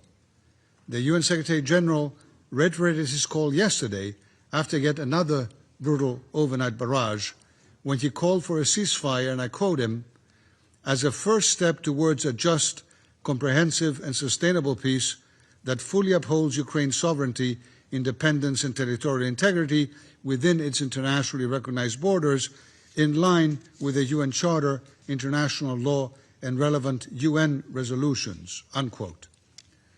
All members of the Security Council repeated this call today. All except one, Russia. We welcome recent statements to this end by many countries from around the world as well. A ceasefire is a first necessary step towards a just and lasting peace. So today, we once again echo this message to Russia. Stop the killing, stop it, and join Ukraine at the negotiating table. There's a shocking truth, dear colleagues, about this war. According to credible reports, more than 1 million Russian soldiers have been killed or injured trying to conquer Ukraine. On many days, more than 1,000 young Russian men and women perish on the battlefield far from their homes. Over 3 years into what it had planned to be, remember, a 3-day war, Russia continues to be countered by the brave Ukrainian soldiers day after day. Colleagues, the European Union will sustain its diplomatic efforts towards peace, together with the United States and other partners. We will continue supporting Ukraine so it can remain in a position of strength with the means to continue exercising its inherent right to self-defense. Before, during, and after any ceasefire, this includes political, financial, humanitarian, military, reconstruction, diplomatic support. And we will further increase our coordinated pressure on Russia until it stops its war. All of us in this room should do that.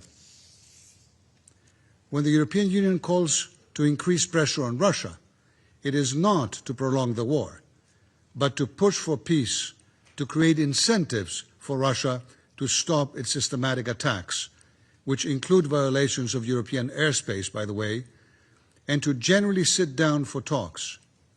Remember, Russia too committed itself to this by voting in favor of the Path to Peace resolution in February of this year.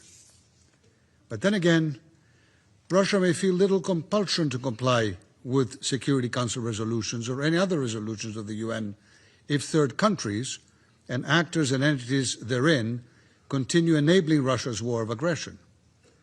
We condemn again the continued military support provided by Iran, by Belarus, and by the DPRK, and we urge all countries, including members of this Council, to immediately cease any direct or indirect assistance to Russia in its war of aggression. And we call on Russia and Belarus to immediately ensure the safe return to Ukraine of all Ukrainian children unlawfully transferred and deported to Russia and Belarus. We fully support Ukraine's initiative to seize the General Assembly of the immediate need to return the Ukrainian children. The international community must do everything in its power to take concrete measures that facilitate that safe return. Colleagues, in closing, I reaffirm our continued and unwavering support for Ukraine's independence, sovereignty, and territorial integrity within its internationally recognized borders. This may sound like an obvious point, but it is one worth repeating in case Russia hopes that the blatant violation of the UN Charter by a permanent member of this Security Council can be normalized so long as it is continued unabated and so long as the aggression gets worse. Thank you. I thank His Excellency, Mr. Lambrinidis, for his statement. I give the floor to the representative of Germany. Mr. President, I thank the briefers for their insightful remarks at the beginning, and I would like to thank you, Mr. President, for holding this timely debate. It is timely because it is essential that we speak about the continued erosion of the fundamental norms and principles enshrined in the Charter of the United Nations that Russia causes. Russia's war of aggression against Ukraine should be seen for what it is, an assault on these basic tenets of peaceful coexistence, and the incessant and ongoing attacks affect key principles that form the basis of our cooperations in these halls, and they pose a threat to regional security as well as to global peace and stability. It therefore necessitates a collective and decisive response by member states. And I would like to make the following 3 points. Firstly, it is rare that in a conflict, a war, one party is so clearly responsible for its start and for its continuation. Russia deems the fighting and killing more advantageous to its plans of territorial conquest than peace. Ukraine, on the other hand, has reiterated time and again that it is willing to negotiate in good faith to find a peaceful solution. And at the onset of winter, Russia is deliberately targeting civilian infrastructure in Ukraine with rocket and drone strikes, as we've heard. Such attacks are coldly calculated to demoralize the civilian population and in clear breach of international humanitarian law. Families, the elderly, and children, the entire population is suffering. Secondly, the security of most, if not all, member states of the United Nations depends on the upholding of international law. That is why we must preserve the inviolability of the UN Charter and the fundamental rules and principles laid out therein. The invasion of a peaceful country by a permanent member of the Security Council represents a perversion of the UN system which we must never normalize or accept. The privilege of permanent Security Council membership entails a special duty to uphold the UN Charter. Thirdly, a call for an immediate and unconditional and comprehensive ceasefire should be a step which we can all support. It would at once reduce the prolonged and unnecessary suffering of the civilian population, because as the war grinds on, the harmful impacts of the conflict continue to extend beyond Ukraine. That is evident in countless violations of European airspace, as well as most recently the acts of sabotage against Polish rail infrastructure. Mr. President, we will not rest until a sustainable and just peace is achieved, a peace that is rooted in the principles of the UN Charter and negotiated with Ukraine at the table. We need an unconditional ceasefire now to stop the bloodshed and to lay the foundation of trust for sincere negotiations. The people of Ukraine have the right to live in peace and security, and Germany continues to support Ukraine in exercising its legitimate right to self-defense. I thank you. I thank the representative of Germany for the statement, and now give the floor to the representative of Romania. Thank you very much, Mr. President. Since the Council addressed last September the Russian war of aggression against Ukraine, Russia pursued a path of further escalation, increasing the intensity of its missiles and drone strikes. We are appalled by Russia's recent attacks on residential areas in Ternopil, one of the deadliest attacks against civilians so far, following previous waves of large-scale missile and drone strikes on several Ukrainian regions that brought death and grievance to civilians. Russia intentionally targeted critical energy infrastructure. Attacks against civilians and civilian infrastructure violate international humanitarian law. Such attacks, strongly condemned by the Secretary General, are unacceptable and must stop. We reiterate our support and solidarity with Ukraine. The aggressor must not be rewarded with impunity, accountability is needed more than ever. Mr. President, as a country with the longest border Ukraine has with a friendly neighbor, we are concerned with Russia's irresponsible behavior as it continues to attack Ukrainian civilian infrastructure also in the vicinity of Romania. During the night of 10 to 11th of November 2025, an unmanned aerial vehicle of the Russian military forces violated yet again the Romanian airspace. The fragments recovered by the Romanian authorities from the crash sites of the aircraft undoubtedly prove its affiliation and involvement in the massive attack that same night against Ukrainian civilian infrastructure located in the vicinity of Romania. The latest violation of our airspace took place yesterday, November 19th.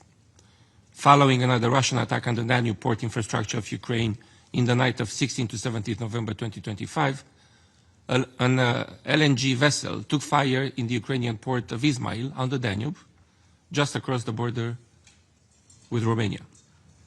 In light of the increased risk of a potential explosion, the Romanian authorities took the extraordinary measure of temporarily evacuating 2 nearby villages to ensure the safety of their inhabitants. Russia is a permanent member of this body and is expected to be a guarantor of international law and the UN Charter, and such actions are unacceptable. We strongly condemn the repetitive nature of violations of the Romanian airspace by Russian drones, which poses serious risks for the safety of Romanian citizens, as well for the security of Romania and the region at large. Mr. President, it is imperative to exert massive pressure to stop this unprovoked war. Romania will fully implement the United States and international sanctions imposed on Lukoil. At the same time, the violation of EU restrictive measures is now a crime and can be punished with imprisonment according to a draft law adopted by the Romanian government just in the past few days. Our long-standing position since day one of the invasion of Ukraine is clear. The achievement of a comprehensive, just and lasting peace needs to be in line with the UN Charter and the principle of sovereignty, independence and territorial integrity. We simply cannot reward an aggressor which has a historical record of relapsing in breaching international law. We reiterate our continued support for Ukraine's independence, sovereignty and territorial integrity within its internationally recognized borders, as well as for its legitimate right to self-defense under the UN Charter. A full, immediate and unconditional ceasefire remains necessary as a first step towards a comprehensive, just and lasting peace. And just to echo the points made by the US Secretary of State today, it is high time to, quote, for an extensive exchange of serious and realistic ideas, unquote. Thank you, Mr. President. I thank the representative of Romania for the statement. I now give the floor to the representative of Sweden. Thank you, Mr. President. I have the honor to speak on behalf of the 5 Nordic countries, Denmark, Finland, Iceland, Norway, and my own country, Sweden. We thank DPPA and OCHA for the briefings, and we commend the bravery and professionalism of all humanitarian workers. Mr. President, we meet in the wake of renewed, large-scale Russian attacks against civilians and civilian objects in Ukraine. The recent drone and missile barrage at Ternopil, Lviv, and Ivano-Frankivsk claimed at least 25 civilian lives, left hundreds injured, and caused extensive electricity blackouts. This is no coincidence. As we approach the 4th winter of Russia's full-scale invasion, we once again witness Russia's deliberate targeting of residential areas and energy infrastructure across Ukraine. In addition, Russia continues its attack on humanitarian personnel. On the 14th of October, 4 clearly marked UN trucks were struck by Russian drones as they delivered aid to Kherson. The UN has confirmed this attack. The purpose of Russia's recurring assaults is clear: to destabilize, to deepen humanitarian suffering, and to erode the resilience of the Ukrainian people. In essence, it's a systematic strategy of terror against civilians, aimed at fulfilling Russia's political objective, the subjugation of Ukraine or the annexation of its sovereign territory. Yet, as in previous years, Russia will fail. We remain in awe of Ukraine's resilience. Mr. President, on the 21st of October, the Independent International Commission on Inquiry released another report on Russia's continued violations of international humanitarian law. The report concludes that Russia's targeted drone strikes against civilians form part of a coordinated policy that not only constitutes war crimes, but even more gravely amounts to the crimes against humanity of murder and the forcible transfer of population. We cannot allow these attacks to be met with impunity. There must be accountability for the crimes committed against and within Ukraine. Appeasement or a lack of action would only embolden the aggressor and risk sowing instability elsewhere. Mr. President, the Nordics will continue to support Ukraine in its pursuit of a just and sustainable peace in accordance with international law and the UN Charter. The Nordic countries do not recognize spheres of influence nor territorial acquisitions through the use of force. We urge Russia to immediately cease its aggression and to comply with international humanitarian law.